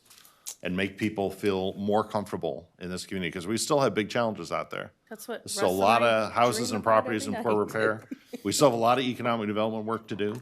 We need more people reinvesting in older homes and sort of driving up their market value. We haven't seen a full turnaround yet. We're still in the process. So keep up the good work. Thank you. All right, any future agenda items? Seeing none, I'm going to adjourn the meeting. We're going to adjourn in memory of Delane Easton, the first female state superintendent of schools, and Bruce Mosley, what was he, Colonel Mosley, most likely? Colonel Mosley. Bruce Mosley, who was I think the last commander of Mather Air Force No, Base. Or you know, near. I thought he was too, but no, He's not. the dates in the obit list. But he was a commander of Mather Air yeah. Force Base. All right, very good. So we will adjourn in Colonel Mosley's memory and in Delane Easton's memory. We are adjourned. Thank you, David.